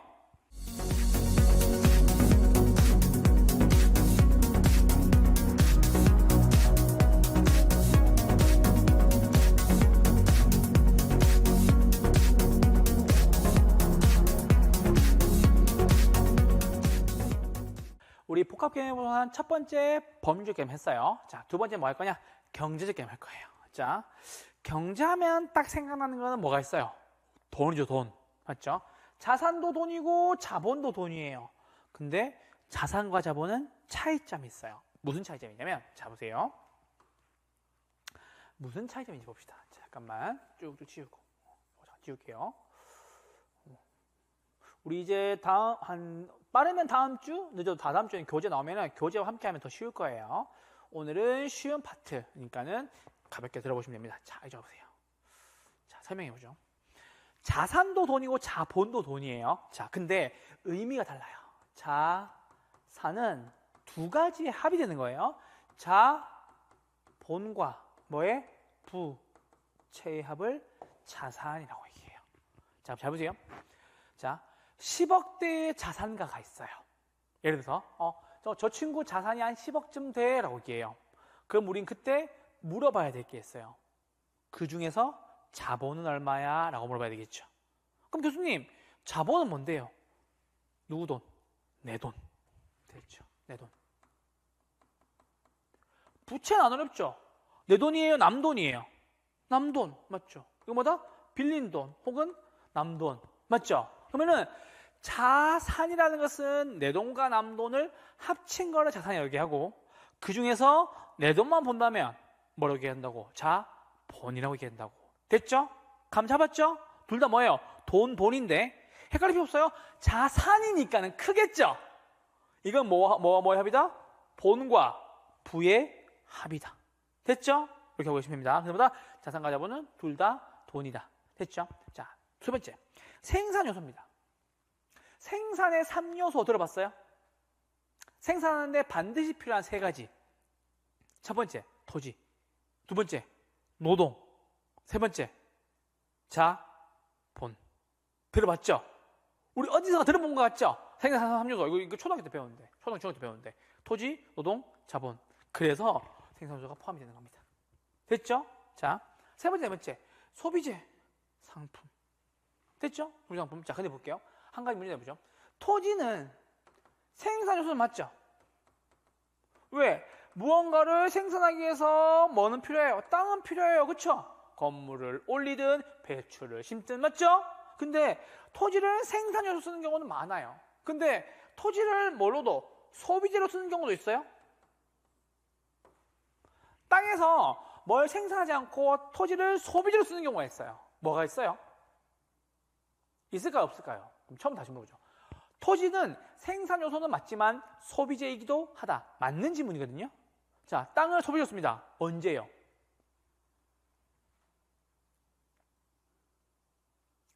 여러분, 땅을 소비재로 쓰는 경우가 굉장히 많아요. 뭐 하면요? 관광 가면요. 어디 가면요? 국립공원 올라가면요. 등산하는 분들 있죠? 다 뭐 하는 거예요? 토지를 소비재로 쓰고 있는 거예요. 됐죠? 그럼 좀 어렵게 얘기해 볼까요? 그랜드 캐니언, 나이아가라 폭포 다 토지를 뭘로 쓰는 거예요? 소비로 쓰고 있는 거예요. 잘 보세요. 토지는 생산 요소이기도 하고 소비재이기도 하다. 기초 질문입니다.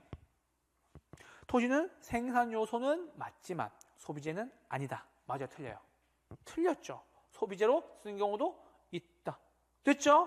그래서 토지는 생산 요소인과 동시에 소비재이기도 하다. 맞죠? 그래서 소비재, 상품 요 5가지였습니다. 됐죠? 자, 그래서 보세요. 요거를 다 설명을 드렸고 제가 암기 코드를 드릴 거예요. 암기 코드를 드린 이유는 명백합니다. 왜? 문제를 쉽고 빠르게 풀기 위해서. 자, 잘 보세요. 암 코드 드립니다. 자, 자산 중에 산만 외우세요. 산. 자본 중에 본만 외우세요. 자자로 외우면 안 돼요. 어디? 3본. 어디 있죠? 저기 금천에 있죠. 금천에. 아시죠? 여기서 이렇게 평촌에서 시야타가 올라가면 3본 있죠? 맞죠? 3본 우리는 익숙해요.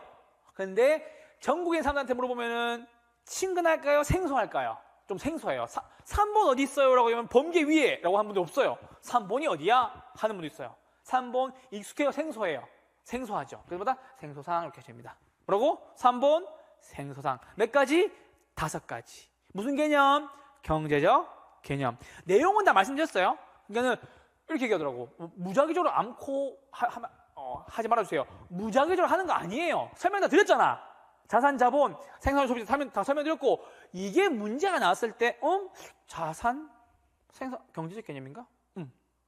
생산 요소, 경제적 개념인가? 그래 맞아. 이렇게 하는 것이 아니라 3본, 생소상 다 경제적 개념. 문제 이렇게 나온다고. 다음 중 경제적 개념은 모두 몇 개인가? 라고 나온다고. 한 번 더 3본, 생소상 몇 개? 5개. 이렇게 문제 푸셔야 된다고. 그래서 암코를 드리는 거 아시겠죠? 드리는 이유 다 있어요. 그러다 3본, 생소상. 근데 더 쉽고 빠르게 푸는 방법이 있어요. 뭐가 있냐? 자음에 자음. 자음 알죠? 기역, 니은, 디귿, 리을, 미음 말고 알죠? 자음 알죠? 자음에 시옷이 들어가 있으면은 경제적 개념이에요. 자산, 소비재, 생산요소, 상품.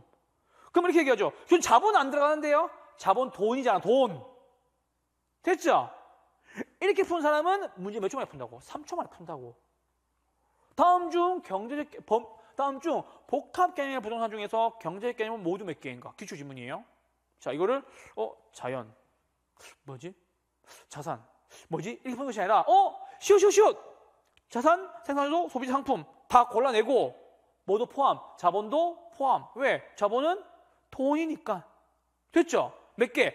5개. 3번 생산상 오케이. 시옷 오케이. 뭐 추가해서? 자본 추가해서. 무슨 개념? 경제적 개념이었습니다. 됐죠? 자, 세 번째. 기술적 개념입니다. 근데 이 기술적 개념은 용어를 병용, 같이 쓰기도 해요. 뭐라고 쓰기도 하냐? 물리적 개념이다 라고 쓰기도 합니다. 경제적 개념은 뭐와 같고 물리적 개념과 같고. 맞죠? 그래서 잘 보세요. 기술적 개념은 뭐와 같다? 물리적 개념이 같다. 됐죠? 왜냐면은 다음 중 기술적 개념을 골라라 라고 나오고요. 다음 중 물리적 개념을 골라라 라고 나오기도 합니다. 아시겠죠? 그래서 뭐다? 기술적 개념은 뭐가 같다고요? 물리적 개념과 같다. 맞죠? 술이 뭐와 같다? 물과 같다. 술을 물처럼 마시면은 어디가 상해요? 간이 상하죠? 뭐도 상하냐? 위도 상해요, 위. 속쓰림, 구토. 뭐 상해요? 간도 상하죠? 맞죠? 환자가 됩니다. 무엇과 무엇이? 위간. 됐죠? 한번 해줘요. 환자, 위간. 오늘 집에 가서 하셔야 돼요. 아시겠죠? 이거를 잘 보세요. 눈으로만 듣는 것과 귀로만 듣는 것과 온몸을 쓰는 거는 기억력에 굉장히 큰 차이가 납니다. 오늘 집에 가시면서 혹은 다음에 친구랑 맥주 한잔 하면서 환자, 위간. 됐죠? 기술적 개념은 뭐가 같고 물리적 개념과 같고 술이 뭐 같다? 물 같다. 환자, 위간. 그래서 자를 여기 쓰는 겁니다. 환경자연, 위치, 공간. 됐죠? 자, 잘 보세요. 자연은 돈이에요, 돈이 아니에요? 돈이 아니에요. 그래서 뭐다고? 물리적 개념이라고. 환경도 뭐다? 물리적 개념. 위치도 뭐다? 물리적 개념. 공간도 뭐다? 물리적 개념. 평촌이 집값이 왜 비싼데? 학군이 좋으니까, 교통이 좋으니까, 살기가 좋으니까, 쾌적하니까, 공원이 많으니까. 이게 다 뭔데요? 기술적 개념. 다른 말하면 물리적 개념. 됐죠? 오케이? 눈에 보여요, 안 보여요? 보이잖아. 무슨 개념? 유형적 개념. 이거 눈에 보여요, 안 보여요? 안 보이잖아. 무형적 개념. 됐죠? 이해되셨어요? 자, 다시 한 번 더. 시험에 나올 수 있는 부분이에요. 자, 복합부동산 뭐였어요? 토지와 건물이 각각 독립된 거래의 객체이면서도 맞죠? 하나로 결합되어 있다. 무슨 부동산? 복합부동산. 복합 개념의 부동산은 개념 몇 개? 3개. 첫 번째 개념 뭐? 법률적. 두 번째 개념 뭐? 경제적. 세 번째 개념 뭐? 기술적. 법률적 개념은 크게 두 가지 아니에요. 무엇과 무엇으로? 협의와 광의. 어렵게 없잖아. 좁은 의미의 부동산 하나, 넓은 의미의 부동산 하나. 맞죠? 협의의 부동산 뭐였어요? 토지 및 그 정착물. 맞죠? 광의의 부동산 내용 뭐였어요? 협의의 부동산 더하기. 맞죠? 혹은 토지 및 그 정착물 더하기. 무슨 부동산? 준부동산. 준부동산은 왜 준부동산이라고 불러요? 토지 준하는. 그러니까 왜? 그 이유가 3가지 있잖아. 첫 번째, 등기나 등록의 공시 방법을 통하기 때문에. 됐죠? 그거였었고, 두 번째, 경제적 개념은 몇 가지? 5가지. 암코 뭐였죠? 산, 본, 생, 소, 상. 됐죠? 자산, 자본, 생산요소, 소비재, 상품. 그 3본이 둘 다 뭐라고? 돈이라고, 돈. 됐죠? 자, 그리고 마지막, 기술적 개념은 뭐가 같고? 물리적 개념과 같고. 그래서 2개가 같이 나오는 경우도 있어요. 그래서 뭐다? 4가지. 술이 뭐 같다? 물 같다. 술을 물처럼 마시면 환자, 위간. 됐죠? 됐어요? 그 자가 자산이에요? 자본이에요? 자연이에요? 자연이다. 돈이 아니에요. 아시겠죠? 경제계에서 돈이 나오는 거고. 맞죠? 환자, 위간은 뭐라고? 나는 자연이다 봐요? 어린 친구들 잘 안 보시던데. 어르신들이 많이 보시는데. 그렇죠? 어리 않으십니까? 죄송합니다. 그래서 뭐다? 나는 자연인이다. 왜? 위와 간이 안 좋으니까 어디로 가야 돼요? 자연으로 가야 되는 거지. 그렇죠? 나는 자연인이다. 아시겠죠? 그래서 복합개념 부동산 몇 가지? 3가지. 오늘 집에 가면 하셔야 돼요. 자, 제가 드리고 싶은 말씀은 뭐냐면 부동산은 앉아서 하는 공부가 아니에요. 그러니까 여러분들이 자격증을 따기 위해서 앉아있지만 이것의 실질적인 것은 여러분들이 밖에 나가서 다 배워야 될 거라고. 그러니까 지금은 교실에서 배워야 될 게 맞지만 조금만 나가기만 하더라도 다 공부할 거리란 말이에요. 맞죠? 그럼 뭐다? 다니시면서 배우시면 돼요. 장소 보인다. 준부동산. 맞죠? 건물 보인다. 몇 층까지? 용적률 얼마고? 건폐율 얼마고? 맞죠? 그럼 뭐다? 자산, 자본, 생산, 소비재, 상품. 기술 개념, 환경자연, 위치, 공간. 자, 문제 시험입니다. 다음 중 기술적 개념이 해당하지 않는 것을 고르라. 1번 자본, 2번 자연, 3번 공간, 4번 위치, 5번 환경. 답은요 1번 자본. 이렇게 문제 나온다고. 됐죠? 그래서 마다 복합 개념의 부동산 시험 문제 후보 첫 번째였습니다. 자, 그 다음 넘어가시죠. 자, 부동산의 접근 방법은 쉽습니다. 자, 부동산 학에서의 이념은 크게 두 가지 아닙니다. 오늘 가볍게 보시면 돼요. 효율을 추구하는 것은 민간에서 추구하고요. 형평을 추구하는 것은 어디에서? 정부에서 추구합니다. 이거 알고 계시면 됩니다. 아시겠죠? 자, 그래서 부동산을 공부할 때는 어떤 부분은 효율성을 통해서 부동산을 최대한 이용해야 되고 어떤 부분은 우리 저소득층이나 우리 어려운 분들 도와주기 위해서 공공임대를 짓기도 합니다. 아시겠죠? 그러다 효율성과 형평성을 동시에 추구한다. 효율성은 어디에서? 민간에서. 맞죠? 민간은 돈이 안 되면 안 하겠죠? 맞죠? 근데 그럼에도 불구하고 돈이 안 돼도 해야 되는 경우가 있죠. 누구? 저소득층을 돕거나 우리 어려우신 분들, 그런 분들 맞죠? 그리고 최근에 이제 제가 결혼했거든요. 저는 결혼했어요. 그러면 우리 결혼하면 행복주택이라는 걸 준단 말이에요. 그럼 뭐 하는 거예요? 신혼에서 결혼했는데 아기 키우고 할 때 돈이, 그러니까 초년생 돈이 없으니까 뭐 해준다고? 행복주택 준다고. 맞죠? 그거 다 뭐 하는 거예요? 민간에서, 정부에서. 맞죠? 우리 신혼부부들 도와주기 위해서 하는 거죠. 뭘 하라고? 형평성을 추구하는 거죠. 맞죠? 그래마다 부동산은 두 가지 보는 겁니다. 효율성은 민간, 형평성은 정부. 됐죠? 이건 가볍게 보시면 됩니다. 자, 그 다음입니다. 자, 이제 용어를 정리하러 갑시다. 자, 감정평가상의 용어로서 토지는 크게 세 가지 나뉩니다. 첫 번째는 마다 택지지역, 두 번째마다 농지지역, 세 번째마다 임지지역. 자, 한자를 굳이 쓰진 않을게요. 근데 한자가 어디에서 쓰이고 있는지는 다 설명드릴 거예요. 이 택지지역 택자는 주택할 때의 택자예요. 그러면 이 택지지역의 가장 중요한 포인트는 뭐냐면 이 택지지역에 뭘 할 수 있다고? 건물을 지을 수 있다고. 그 건물 짓는 게 뭐가 있는데 집을 짓거나 상가를 짓거나 뭘 짓거나 공장을 짓거나. 됐죠? 택지지역 몇 가지? 세 가지. 잘 보세요. 주, 상, 공. 됐죠? 택지지역 종류가 몇 가지 있습니까? 주, 상, 공. 됐죠? 그래서 택지지역이라는 것은 주거용, 상업용, 공업용으로 이용되는 지역으로서 건축이 가능한 토지를 택지라고 얘기합니다. 자, 그럼 잘 보세요. 두 번째, 농지지역. 농사 짓는 거죠. 자, 우리 한자가 약할 수 있으니까 전지지역 무슨 어디예요? 밭이죠, 밭. 밭전. 됐죠? 자, 답입니다. 무슨 답? 논답. 논답. 자, 논과 밭의 차이가 뭐예요? 그렇죠? 논은 물을 상시적으로 가지고 있으면서 뭐를 키우는 것이고 벼를 키우는 것이고 밭에는 물이 있다 없다? 없다. 그래서 뭐 마늘을 키우거나 맞죠? 뭐 고구마를 키우거나 하는 거지. 마치 감자밭 하는 거 맞죠? 그래서 뭐다? 밭과 논은 물을 상시로 채우면 논, 물이 없이 거기에 씨를 뿌려 심으면 밭인 거예요. 마늘밭, 뭐 감자밭 이런 거 아시겠죠? 딸기밭 이런 거 됐죠? 과수원은 말고 과수원이죠. 이건 어렵지 않죠? 그래서 잘 보세요. 세 가지씩이에요. 자, 토지는 크게 택지, 농지, 그리고 뭐다? 임지지역. 이 임이 뭔데요? 수풀림. 맞죠? 자, 신탈림이라고 얘기하는데 이 신탈림의 신탈이 뭐냐면 숯,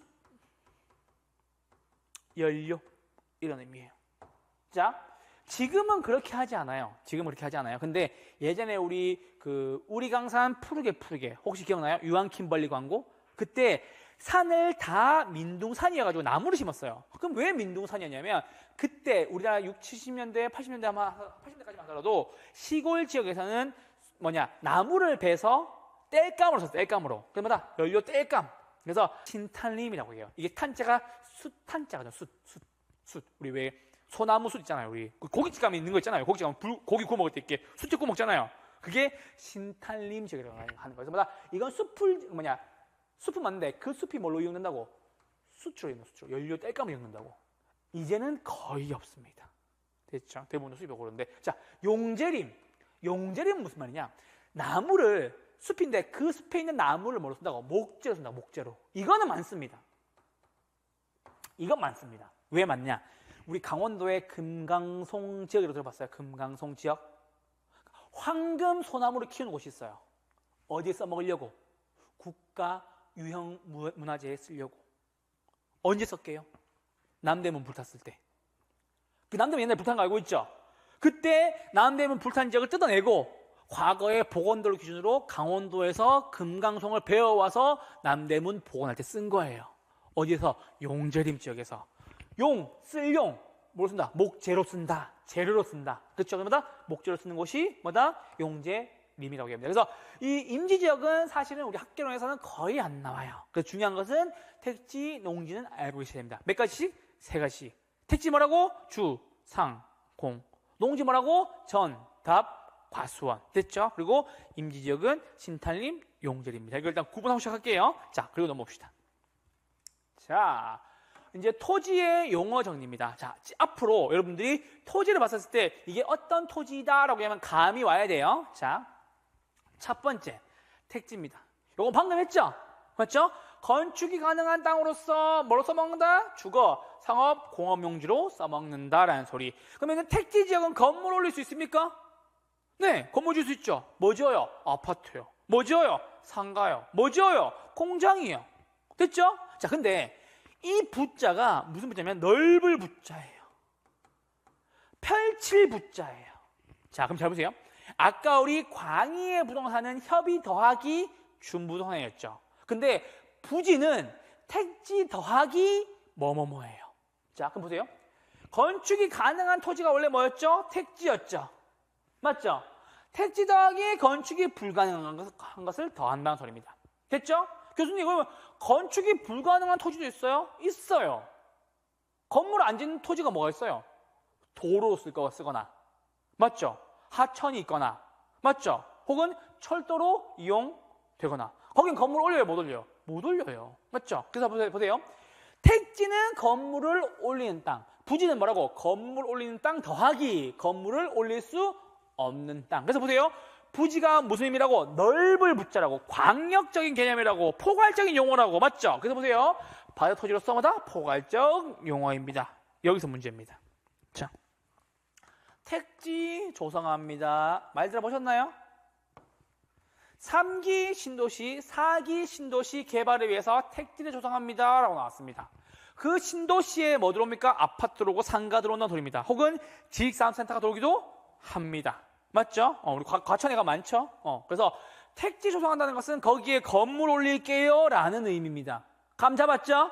근데 사업, 부지 선정합니다 라는 말이 나옵니다.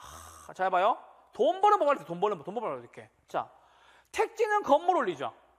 사업 부지는 건물도 올리지만 뭐도 뚫린다는 소리예요? 도로도 뚫린다.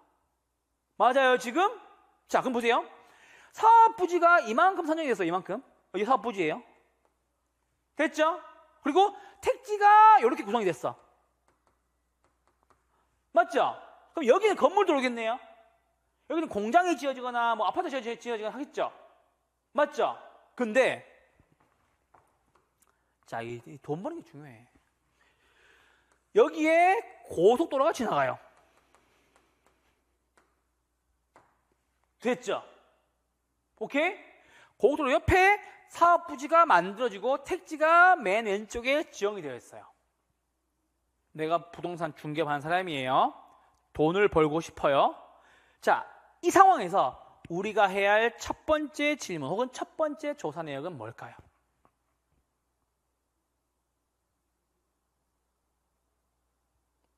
봐봐, 지금 경제적인 마인드가 부족하다니까.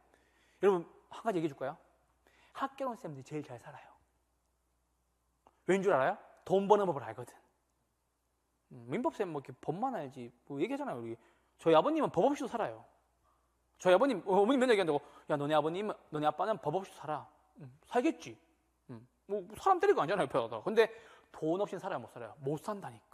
맞죠? 돈은 내가 꿈을 이뤄가는 결과의 그 좋은 과정 같은 연료가 되는 거잖아. 맞죠? 내가 뭔가를 하고 싶어. 돈이 필요할 거 아니야, 가는 과정에서. 맞죠?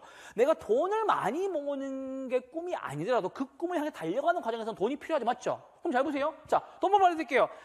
이때 해야 될 첫 번째 질문. 뭐냐? 도로가 어디로 납니까?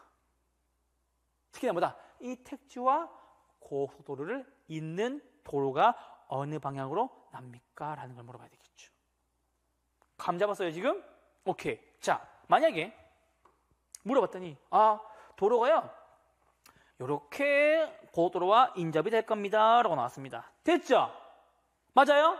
그럼 우리는 땅을 사러 갑시다. 어디 주변에요? 이쪽 주변에요. 어디 주변에요? 이쪽 주변에요. 어디 주변에요? 이쪽 주변에요. 어디 주변에요? 이쪽 주변에요. 맞죠? 사서 주유소를 짓거나 편의점을 만들거나 상가를 하거나. 왜?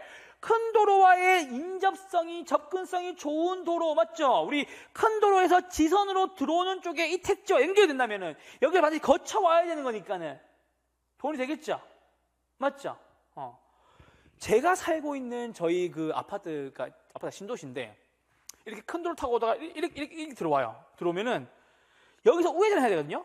여기에 뭐가 있는 줄 알아요? 주유소가 있어요. 그 사람들이 맨날 이 주유소는 줄을 엄청나게 많이 서야 돼요. 그리고 또 주유소가 어딘 줄 알아요? 여기 있어, 여기. 주유소 두 군데 있어. 그래서 들어오다가 기름이 없네? 넣어야 되겠고, 우리 출근하다가 기름이 없네? 넣어야 되는 거예요. 그래서 내가 말씀드리죠. 그래, 역시 돈을 버는 사람들은 눈이 있구나. 감 잡으죠 지금. 자, 그래서 보세요. 택지 조성이란 말과 사업 부지 선정이라는 말은 아예 다른 말이에요. 사업 부지를 선정한다 그러면 그 사업장을 가서 그 사업이 이루어질 만한 공장을 짓는다면 그 공장이 지어질 택지와 큰 도로와의 접근성, 도로와의 연계성이 어디에서 어떻게 이루어지는지 알고 사업을 하는 겁니다. 됐죠? 오케이? 그래서 마다 택지와 부지 정리해 주세요. 자, 이렇게 택지와 부지였습니다. 어때요? 들어보기 재밌죠? 이렇게 하는 거예요. 옆 사람 때릴 거 아니잖아요, 그죠? 뭐다? 이렇게 하는 겁니다. 일로 오세요. 자, 그 다음입니다. 후보지와 이행지. 이제 가볍게 할게요. 후보지와 뭐다? 이행지. 자, 후보지라는 것은 무슨 말이냐면, 여러분들, 대통령 후보, 대통령이 된 거예요? 대통령으로 전환 중인 거예요? 전환 중인 거죠. 그래서 잘 보세요. 후보지라는 것은 이 뜻이에요. 자, 택지, 농지, 임지 지역에서 상호 간에 서로 전환이 되고 있으면 후보지, 뭐라고? 후보지라고 얘기합니다. 뭐다? 큰 거에서 전환 중인 거예요. 전환 된이에요? 전환 중이에요? 전환 중인 거예요. 대통령 후보는 대통령이 된 거예요? 대통령으로 되고 있는 중인 거예요? 되고 있는 중이죠. 그래서 옛날에 그 허경환 씨 알아요? 허경환 씨? 그 되고 있는데 하는 거. 맞죠? 자, 보세요. 자, 예를 들어서 여기가 과거에는 논이었어. 근데 이걸 개발해서 뭘로 바꾼다? 아파트를 짓는 거예요. 변하면 그냥 주거지역이에요. 근데 이 변해가지는 과정 속에 있어요. 되고 있는데, 맞죠? 우리 이걸 뭐라고 한다고? 후보지라고. 감 잡았죠 지금? 그래서 보세요. 택지, 농지, 임지지역 상호 간에, 맞죠? 전환 중인 혹은 전환이 되고 있는 토지를 뭐라고 한다고? 후보지라고 얘기합니다. 감 잡았죠? 후보지였습니다. 두 번째. 근데 이런 경우가 있어. 후보지가 아니라 원래는 상가였는데 혹은 공장이었는데, 자, 그럼 재미있게 보죠. 주거지로 바뀌었어. 원래는 뭐라고? 공업지역이었다고. 근데 뭘로? 주거지로 바뀌었어. 혹은 상업지로 바뀌었어. 요즘 여러분 서울 시내에서 가장 핫하고 힙한 지역이 어딥니까? 그쵸? 정확합니다. 성수동이 원래 뭐였죠? 공업지역이었죠. 영등포와 함께 대표적인 공업지역이 바로 성수동입니다. 뭘로 바뀌고 있죠? 상업지역, 주거지로 바뀌고 있죠. 그래서 각종 엔터테인먼트 들어오고 맞죠? 하고 있죠. 그 다음 뭐예요? 이행시, 전환 중인 토지. 그럼 차이가 뭐예요? 후보지는 큰 영역 내에서 바뀌는 거예요. 그래서 상호 간에 전환 중이면 후보지. 근데 택지 지역 내에서 바뀌면, 농지 지역 내에서 바뀌면 무슨 지? 이행지. 감 잡아줘 지금? 오케이? 얘가 내가 뭐 했어요? 내가 논농사 짓고 있었어. 쌀 키우고 있었어. 쌀 키우고 있었는데, 야씨 이번에 추곡수매 해보니까는 값이 개판이야. 열 받아요 안 받아요? 열 받죠? 야, 나 쌀농사 안 지어. 나 올겨울에 뭘 바꿀 거야? 밭을 바꿀 거야. 나 뭐 할 거야? 특용작물을 할 거야. 뭐 인삼하거나 혹은 뭐 딸기 하거나, 맞죠? 그래서 밭을 막 갈아엎었어. 전환 중이야. 그걸 보고 우리 뭐라 그런다? 이행지. 감 잡았죠 지금? 요거예요. 자, 앞에 넘어갈게요. 자, 그래서 보세요. 택지, 농지, 임지지역 상호 간의 전환이 진행되고 있는 토지 혹은 전환 중인 토지를 뭐라고 한다? 후보지라고 얘기합니다. 됐죠? 자, 그래서 잘 보세요. 설명 다 드렸어요. 자, 빠른 암기 코드. 상호간 보이죠? 상호간? 맞죠? 따라오세요. 무슨 지? 후보지. 상호간에 바뀌고 있다. 뭐다? 택종임지 상호간. 뭐다? 후보지. 됐죠? 오케이? 이거 봐봐. 전 되게 억울해요. 막 사람들이 막 듣다가 막 교수님 암기 코드가 너무 많아요. 암기 코드만 들어서 그래요. 다 설명해 주잖아, 그죠? 근데 이걸 알면 답을 찾는 속도가 어마어마하게 빨라져요. 여러분 생각해 보세요. 100분 동안 80문제 풀어요. 시간 넉넉하겠어요? 절대 안 넉넉해요. 근데 저한테 학교로 들으신 분들은 무슨 소리를 하냐면 교수님 아는 문제랑 암기 코드가 있었던 문제는 5초 만에 풀립니다 이렇게 합니다. 그럼 저 같은 경우에는 이걸 읽지도 않아요. 상호간 앞에만 왔다. 임농택 후보지 끝. 왜? 상호간 후보지. 됐죠? 근데 참 웃긴 게 뭐냐면 이것만 듣고 암코를 준대요. 나 억울해 죽겠어요. 나 억울해. 나 억울해요. 뭐다? 설명을 했잖아. 암코 드린 이유는 뭐라고? 빠르게 문제를 정확히 풀기 위해서 드리는 거라고. 맞죠? 뭐다? 상호 간에 전환 중이다. 전환되고 있는데 무슨지? 후보지. 됐죠? 자, 그러는데 이행지 봅시다. 얼마나 재밌는데. 이행지 어디에서? 택지, 농지, 임지 이 내에서 전환 중인 토지. 무슨지? 이행지 끝. 됐죠?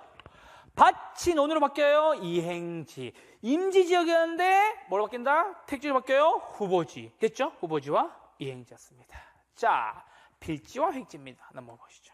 자, 필지. 이 필자가 무슨 필자냐면 붓필자예요. 붓필자. 맞죠? 필통, 필기구. 맞죠? 자, 그러면 예전에 내가 등기를 했어. 소유주가 바뀌었어. 소유주가 바뀐 것을 표시하려면 무엇을 썼어요? 붓으로 써줬겠죠. 예를 들어서 뭐 여기가 평촌이니까 뭐 평촌 뭐 25-5번지 이렇게. 맞죠? 뭐로 썼다? 붓으로 썼다. 무슨 개념이에요? 법적인 개념. 맞죠? 그래서 보세요. 그 법적으로 뭘 썼다고? 집원 썼다고. 뭐 했다고? 그래서 토지를 등기 등록했다고. 됐죠? 알았지 않죠? 자, 뭐라고? 필지는 붓으로 뭐 썼다? 집원 썼다. 그 집원 써서 무슨 효력을 가지는데? 법적 효력을 가졌다. 무슨 개념? 법률 개념. 됐죠? 자, 획지입니다. 자, 이 획자는 여러분들이 자주 쓰는데 익숙하게 쓰여지지 않아서 그래요. 자, 이쪽 보세요. 제 이름이 뭐죠, 여러분들? 송도윤이죠. 맞죠? 제 이름의 송도윤의 성이 송씨인데 이 송씨의 한자를 하나, 둘, 셋, 넷, 다섯, 여섯, 일곱 이렇게 씁니다. 몇 획이에요? 몇 획? 7획. 맞죠? 이 송이라는 한자는 7번 그어서 만들어졌죠. 몇 획? 7획. 맞죠? 이 획자가 무슨 획자냐? 긋다 획자예요. 긋다. 오케이? 자, 그럼 보세요. 이 획지라는 말은 왜 획자로 쓰느냐? 잘 보세요. 이런 경우가 있겠지.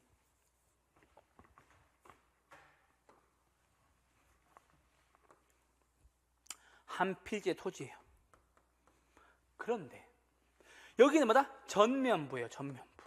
그래서 여기는 뭐다? 하풀이야, 하풀. 유동인구도 많고 교통도 편리하고 왕복으로 있고. 근데 이 뒷면, 후면은 뭐라고? 교통도 불편하고 유동인구도 없어요. 맞죠? 근데 가게가 두 개야. 전면에 가게가 있고 후면에 가게가 있어요. 이 두 가게의 가격은 같을까요? 다를까요? 완전 다르겠죠? 여기 얼마? 1억. 여기 얼마? 7천. 됐죠? 오케이? 그럼 방금 이렇게 제가 획 그었어요. 이렇게 획 그었어. 획 그었어. 왜 그었어요? 가격이 다르니까. 됐죠? 뭐라고? 가격이 다르니까. 자, 이걸 건물로 가져와 볼게요.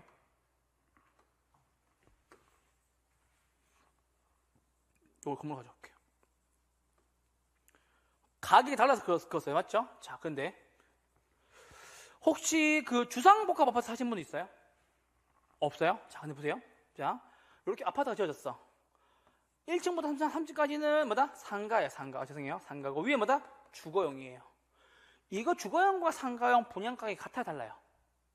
달라요. 상가가 조금 더 비싼 경우가 보편적이에요. 맞죠? 필지는 몇 개? 한 개죠. 획지는 몇 개? 획지 몇 개? 두 개. 뭐로 나눴다? 주거 상가로 나눴다. 획 그었다. 왜 그었다? 돈 때문에 그었다. 뭐가 비싸다? 가격 수준이 비싸다. 그따 획자입니다.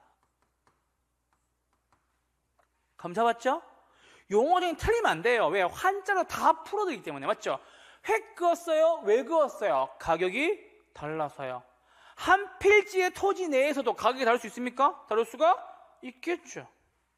세 번째, 맹지와 맹지부터 하죠. 맹지와 대지입니다.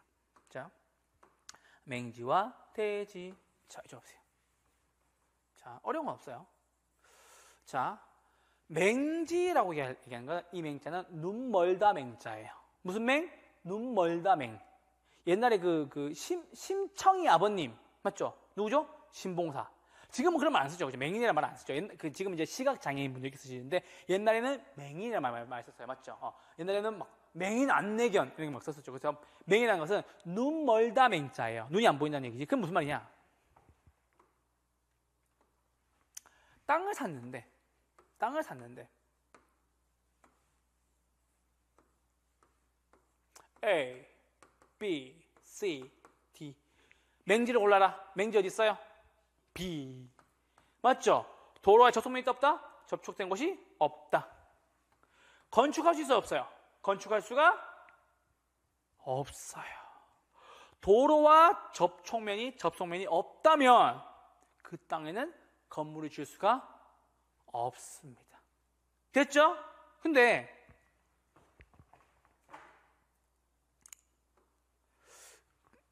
이런 경우가 있죠. 이 맹지를 탈출하기 위해서 대지, 이 대자거든요. 오도이자 쓰는 거. 자, 한자 필요 없고. 자, 근데 내가 A, B, C, D, E. 내가 B의 땅 주인이었는데 이 E라는 땅을 가지고 있는 사람을 찾은 거예요. 그럼 이 B라는 사람은 E라는 사람 만나러 가야 되겠죠. 맞죠? 왜? E가 도로 접촉면이 요만큼 있으니까는. 그래서 이 사람 만나서 땅을 샀어요. 오케이? 땅을 사서 요렇게 모양이 바뀌었어. 어떻게 모양이 바뀌었다? 요렇게 모양이 바뀌었다.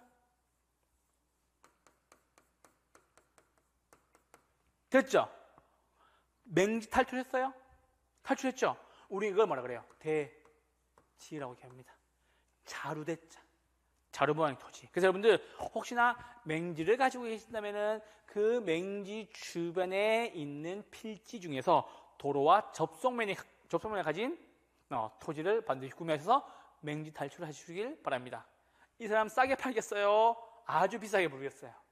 아주 비싸게 부릅니다. 아시겠죠? 그래서 이걸 대지라고 합니다. 됐죠? 자, 그 다음입니다. 나지 건부지. 자, 우리 나지는 실제로 말을 쓰기도 합니다. 현실에서. 자, 우리 옷을 안 입고 있는 걸 뭐라 그러죠? 나체. 이 나체가 헐벗을 나체합니다.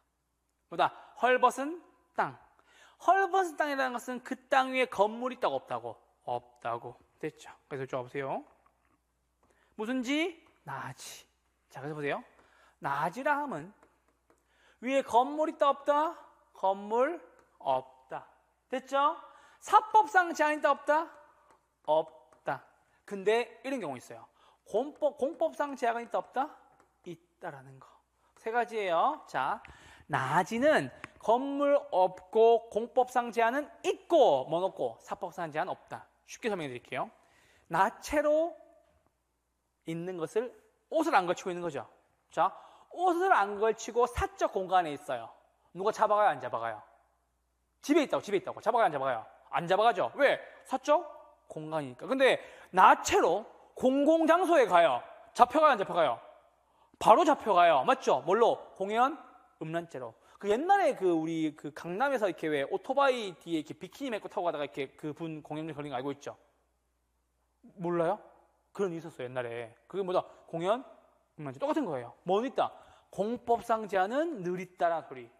뭐는 없다? 나머지는 다 없다. 낮이는 다 없는데 무슨 제약은 받는다고? 공법상 제약은 받는다고. 됐죠? 자, 세 번째.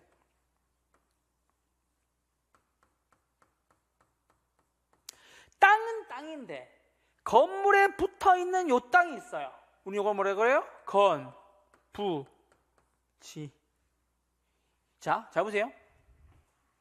건물에 붙어있는 땅을 뭐라 그런다고? 건, 부, 지.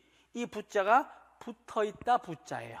우리 건물에 붙어있는 땅마다 건부지. 부착할 때 쓰는 거, 부착. 맞죠? 부착할 때 쓰는 거마다 붙어있는 땅. 건부지. 됐죠? 자, 그럼 이 건부지 나지에 비해서 싸게 팔릴까요? 비싸게 팔릴까요? 내 마음대로 할 수 있다 없다? 없다. 왜? 건물이 이미 있으니까. 그래서 기본적으로는 뭐다? 가장 잘 써먹기가 제약이 있어서 건부지는 감가가 됩니다. 왜? 내가 내 마음대로 쓸 수가 없기 때문에. 근데 예외적인 상황이 있어요. 예외적인 상황이 뭐가 있냐?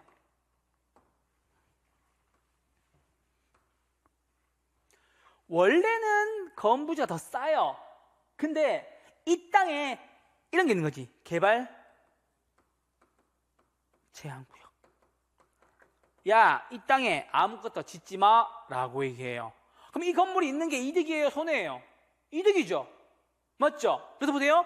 예외 뭐다? 규제가 심할 경우에는 오히려 건부지가 더 비싸게 팔리기도 한다라는 거. 원래 건부지는 내 마음대로 할 수 없기 때문에 싸게 거래되는 게 맞아요. 근데 그럼에도 불구하고 비싸게 거래되는 경우가 있다고 없다고? 있다고. 언제? 규제가 심할 경우에. 무슨 이야기죠 지금? 그래서 뭐다? 나지와 건부지였습니다. 자, 그 다음 넘어오시죠. 자, 공지입니다. 공지. 자, 공지. 이 공지가 뭐냐? 비어있다 공자입니다. 비어있다 공자. 자, 그럼 아까 보세요. 아까 이건 나지였죠. 따라오세요. 이건 뭐였죠? 나지. 맞죠? 건물이 올라왔어요. 건물이 붙어있어요. 무슨 지? 건부지. 건물을 짓고 남아있는 부분. 무슨 지? 공지. 됐죠? 아파트 사시는 분들은 아파트 올라가가지고 이렇게 베란다 문 열어보면은 밑에 바라보면은 소방차 전용구역 적혀있죠? 그거 다 뭐예요? 공지예요. 그거 다 뭐라고? 공지예요. 왜? 건물 짓고 남은 부분. 뭐라고? 건물 짓고 남은 부분. 맞죠? 다 공지입니다. 건폐율이 강화돼서 공지는 어떻게 된다고요? 넓어진다고. 건폐율이 강화된다는 것은 더 좁게 지으라는 소리입니다. 무슨 말인지 아시겠죠? 그 말을 드립니다. 자, 소진 쉽습니다. 소진은 뭐라고? 개발되기 전 자연 상태 그대로의 토지, 자연 상태로의 토지를 이야기합니다. 우린 요거를 원지, 근원 원자 써서 원지라고도 얘기합니다. 됐죠? 뭐다? 공지와 소지였습니다. 자, 법지와 빈지입니다. 법지와 빈지. 자, 법지와 빈지입니다.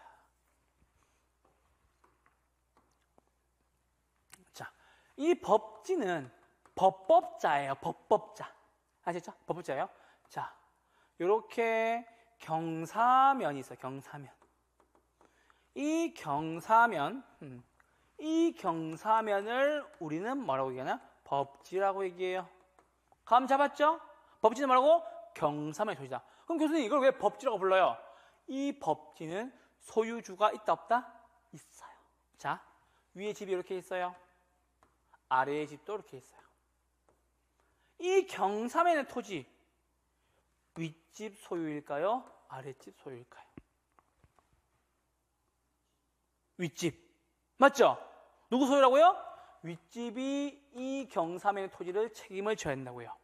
그래서 이 윗집이 이 경사면이 무너지지 않도록 장마철이나 홍수나면은 축대를 세워서 무너지지 않도록 관리 의무가 있습니다. 그럼 소유권 있는 겁니까? 아, 소유권 있냐고? 있다고. 윗집 거라면서요. 이 소유권 누구 거냐고? 윗집 거라고요. 소유권 있다 없다? 소유권은 있다. 오케이? 근데 활용실익 써먹는 거 있다 없다? 써먹을 수는 없다. 뭐만 존재한다? 주의, 관리, 감독 의무만 존재한다. 감 잡았죠? 법지는 뭐라고?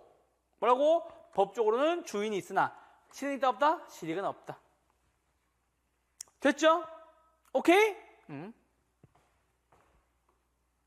법적으로 소유권이 있으니까 법적으로 하는 겁니다. 자, 그 다음 이제 또 재미있는 얘기 한번 해보죠. 법지와 반대 개념이에요.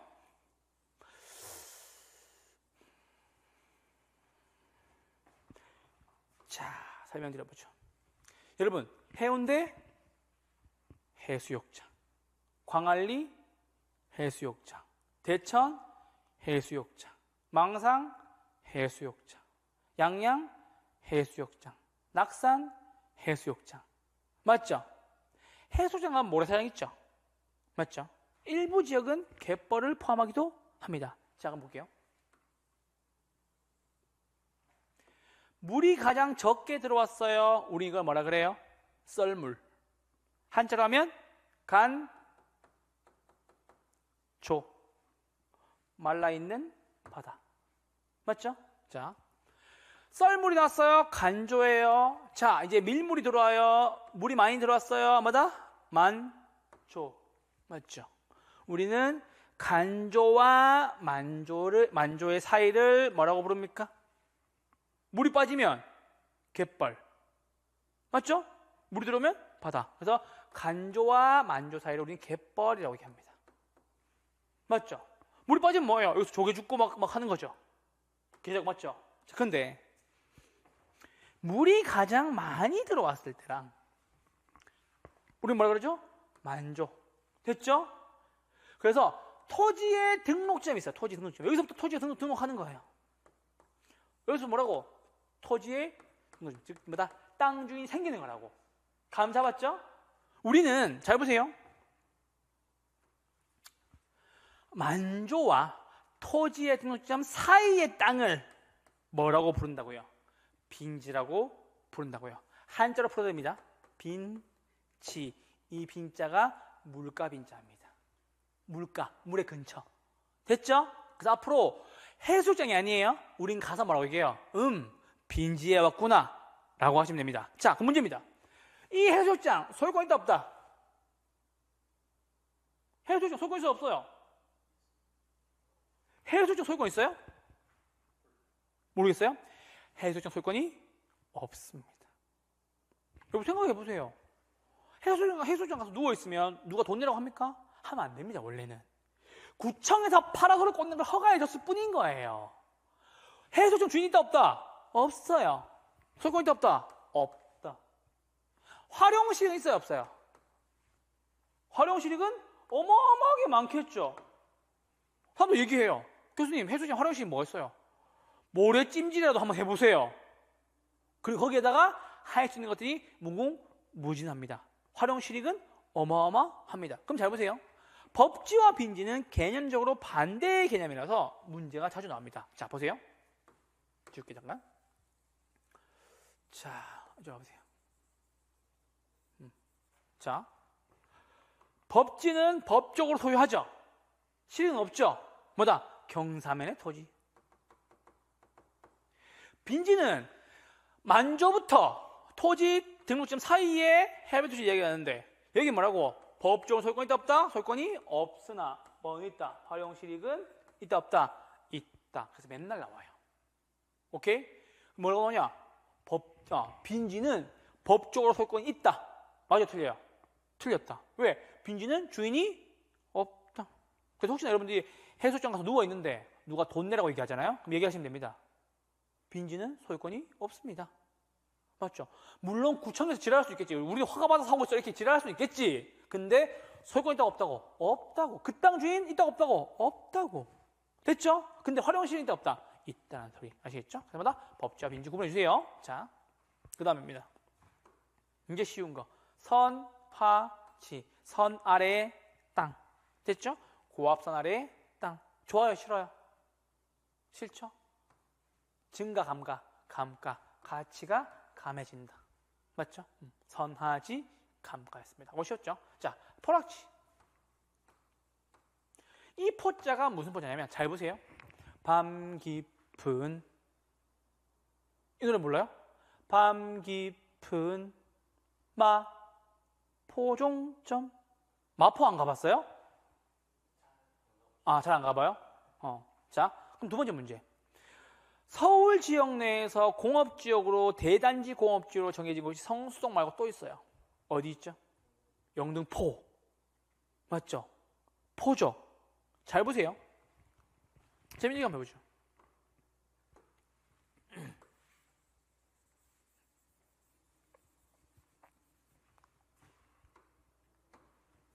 이렇게 서울이 있어요. 참고로 한강은 대충 W자로 흐릅니다. 그리고 여러분이 알고 있는 마포는 강북에 존재합니다. 그리고 여러분이 알고 있는 영등포는 강남에 존재합니다. 마포, 영등포. 이 포가 무슨 의미냐면 배를 대할 수 있는 것을 포라고 얘기해요. 제물포, 구룡포, 포항 이런데 됐죠? 뭐라고? 배를 댈 수 있는 것을 포라고 얘기한다고. 그래서 잘 보세요. 신라시대에 인천으로부터 이렇게 배가 들어왔어요. 나 종로 경복궁 가야 돼요. 배 어디여야 돼요? 마포에 배를 대고 경복궁으로 갑니다. 나 강남으로 가야 돼요. 70년대 이후에 어디? 영등포에 배를 대고 물건을 갑니다. 지금의 강남 지역을 영동지방이라고 부르는 거 알고 계십니까? 못 들어보셨어요? 영동대로는 들어봤죠? 영동대로가 어디 있어요? 삼성역 앞을 지나가죠? 거기가 왜 영동대로인 줄 아세요? 영동대로 여기 있다고. 여기 있다고. 영동대로. 영동 무슨 의미냐? 영등포의 동쪽. 강남 언제 개발됐어요? 70년대 맞죠? 그 강남 1970 영화 봤어요? 거기 보면 그 누구 나오죠? 조인성이었나? 그러니까 김래원인가? 맞죠? 김래원 배우 나오죠. 강남 1970 나오잖아요. 그럼 뭐예요? 영등포의 동쪽을 개발했다는 거예요. 영동 개발. 영동대로가 여기 있죠. 강남이 영등포의 동쪽 준말입니다. 그래서 포라는 말은 배를 댈 수 있는 건 포죠. 포, 물가 근처겠죠. 락, 떨어질 락. 물가 근처인데 떨어진 땅입니다. 그래서 잘 보세요. 지적 공부에 등록이 된 토지가 물에 침식되어 수면 밑으로 잠겼다. 지금 보인다, 안 보인다? 일단 지금 보여, 안 보여요? 여기 나왔죠? 수면 잠겼대. 보여, 안 보여? 안 보였다. 과거에는 존재했다, 안 했다? 존재했다. 뭘로? 전이나 답, 과손 등으로. 됐죠? 그래서 잘 보세요. 저거 뭐 등록된 토지가 물에 침식되어서 물이 계속 때린 거지. 그래서 뭐다? 집안이 무너져 내려앉아서 어디에? 바다에 빠졌다라는 소리입니다. 감 잡았죠? 강에 빠졌다. 됐죠? 오케이? 그래서 잘 보세요. 문제 이렇게 나와요. 지적 공부에 등록되지 않은 토지가 수면 밑으로 잠겼다. 우리 이거를 포로치라고 한다. 맞아, 틀려요? 틀렸죠? 맞죠? 그럼 잘 보세요. 등록됐었으니까 이름이라도 남아있는 거예요. 지금 눈에 보여, 안 보여? 눈에 안 보인다고. 그럼 여러분 잘 보세요. 이게 말이 안 되는 거야. 지적 공부에 등록되지 않은 토지가 알바예요? 알바 아니에요? 알바 아니에요. 맞죠? 등록도 안 됐는데 눈에도 안 보인다. 이름이 남아있을 리가 없겠지만 등록됐었던 땅인데 지금 있다고 없다고? 눈에 안 보여서 뭐만 남아있다고? 이름만 남아있다고. 그 이름이 뭔데요? 포락지였습니다. 됐죠? 오케이? 자, 마지막입니다. 휴한지, 공한지, 유유지. 자, 휴한지입니다. 이거 쉴 휴자예요. 쉬는 땅. 왜 쉽니까? 지력 회복을 위해서. 이건 그냥 가볍게 설명드릴게요. 자, 원래 예전에는 우리가 그 밭이나 이런 데다가 농사를 지으면 첫 해에는 수확량이 많다가 그 땅에 계속 농사를 지으면 수확량이 엄청 줄어듭니다. 됐죠? 그래서 우리는 그거를 지력 회복을 위해서 최근에는 뭐 질소 비료를 뿌리기도 하지만 옛날에는 콩을 심어주기도 했었어요. 왜냐하면 콩에 뿌리옥 박테리아에서 질소가 나오니까. 그래서 지력 회복을 위해서 좀 쉬게 만드는 거예요. 왜? 여기 농사 지어봤자 이제는 많이 수확되지 않으니까 땅 좀 쉬어라는 거죠. 1, 2년 정도. 그래서 뭐다? 지력 회복을 위해서 쉬게 만들면은 무슨지? 휴한지입니다. 아시겠죠? 자, 공한지 먼저 보세요. 공한지. 공지랑 구분해야 돼요. 공한지는 자, 우리 종로나 강남이나 명동 가다 보면 갑자기 이렇게 빈 공터 나타나는 경우가 있죠. 맞죠? 우린 그걸 뭐 이렇게 얘기하죠. 야, 저 땅을 왜 놀려? 돈 아깝게라고 얘기하죠. 천만의 말씀. 그거 왜 놀리는 줄 아세요? 공한지라서 그래요. 교수님 뭐예요? 그러면은 그 땅에 돈 많은 누군가가 투기 목적으로 사서 그냥 방치해 둔 거예요. 우리 그걸 뭐라 그래요? 공한지. 그래서 앞으로 아쉬워할 필요가 없어요. 그거 그냥 건물 지어봤자 의미 없어가지고 돈 많은 사람이 사가지고 그냥 나중에 땅값 모르겠지라고 사고 그냥 내버려 두는 거예요. 그 땅에다가. 그러니까 쉽게 설명하면 그림 사는 거랑 비슷하다고. 해외 부동산 사는 거랑 비슷하다고. 돈이 너무 많으니까는 이게 어떻게 해야 될지 모르니까 그냥 오를만한 지역에 땅을 사고 내두는 거예요. 그냥. 됐죠? 굳이 건물 지어서 머리 아픈 짓 안 하는 거야. 아시겠죠? 우리 뭐라 그런다? 공한지. 그래서 보세요. 도시 토지로서 투기 목적으로 지가 상승만을 바라고 방치한 토지 뭐라고? 공한지. 혹시 앞으로 데이트하다가 여자친구랑 데이트하다가 혹은 남친구랑 데이트하다가 성수동 갔는데 빈 땅이 보여. 저 땅 왜 놀리지? 아까워라고 얘기할 때 옆에서 조용히 얘기합니다. 공한지야. 그 뭐야? 라고 물어보겠죠. 도시 토지로서 지가 상승만을 바라고 투기 목적으로 방치해둔 토지지. 돈 많겠네? 라고 하시면 됩니다. 됐죠? 그래서 뭐다? 공한지였습니다. 자, 마지막 유휴지입니다. 유휴지. 너무 쉽죠? 유휴지의 유자가 유원지, 놀다 유자예요. 놀면 뭐하니 아시죠? MC 누구예요? 유재석, MCU. 맞죠? 바람직하지 못하게 놀리는 토지. 그러니까는 원래 놀리면 안 되네. 그냥 버려놓는 거예요. 무슨지? 유휴지. 그래서 지력 회복을 위해서 쉬면은 휴한지. 그냥 바람직하지 못하게 놀리면 유휴지. 오케이? 투기 목적이면 공한지. 구분하셔야 돼요. 아시겠죠? 한계지는 뭐다? 가장 먼 곳의 토지를 한계지라고 합니다. 택지 이용해서 최원방권이죠? 그럼 이런 경우가 있겠지. 택지 원방권이니까. 택지 지역에 있어서 최원방권 토지. 잘 적으세요. 택지에서 최원방권 토지니까는 이런 말이 되겠죠? 자, 여기까지 택지예요. 아이고. 노란색 합시다. 여기까지는 택지예요. 쭉 택지예요. 여기서 뭐가 시작돼요? 농지가 시작된다. 최원방권상의 토지보다 한계지. 아파트 단지 쭉 오다가 아파트 단지 끝나고 뭐다? 농지로 바뀐다. 맞죠? 뭐다? 한계지였습니다. 아시겠죠? 이게 토지 용어 정리였습니다. 되셨죠? 여기서 한 문제 나옵니다. 참고해 주시고요. 잠깐만 쉬었다가 문제 보고 오늘 총론 마무리 짓도록 하겠습니다. 잠깐만 쉴게요.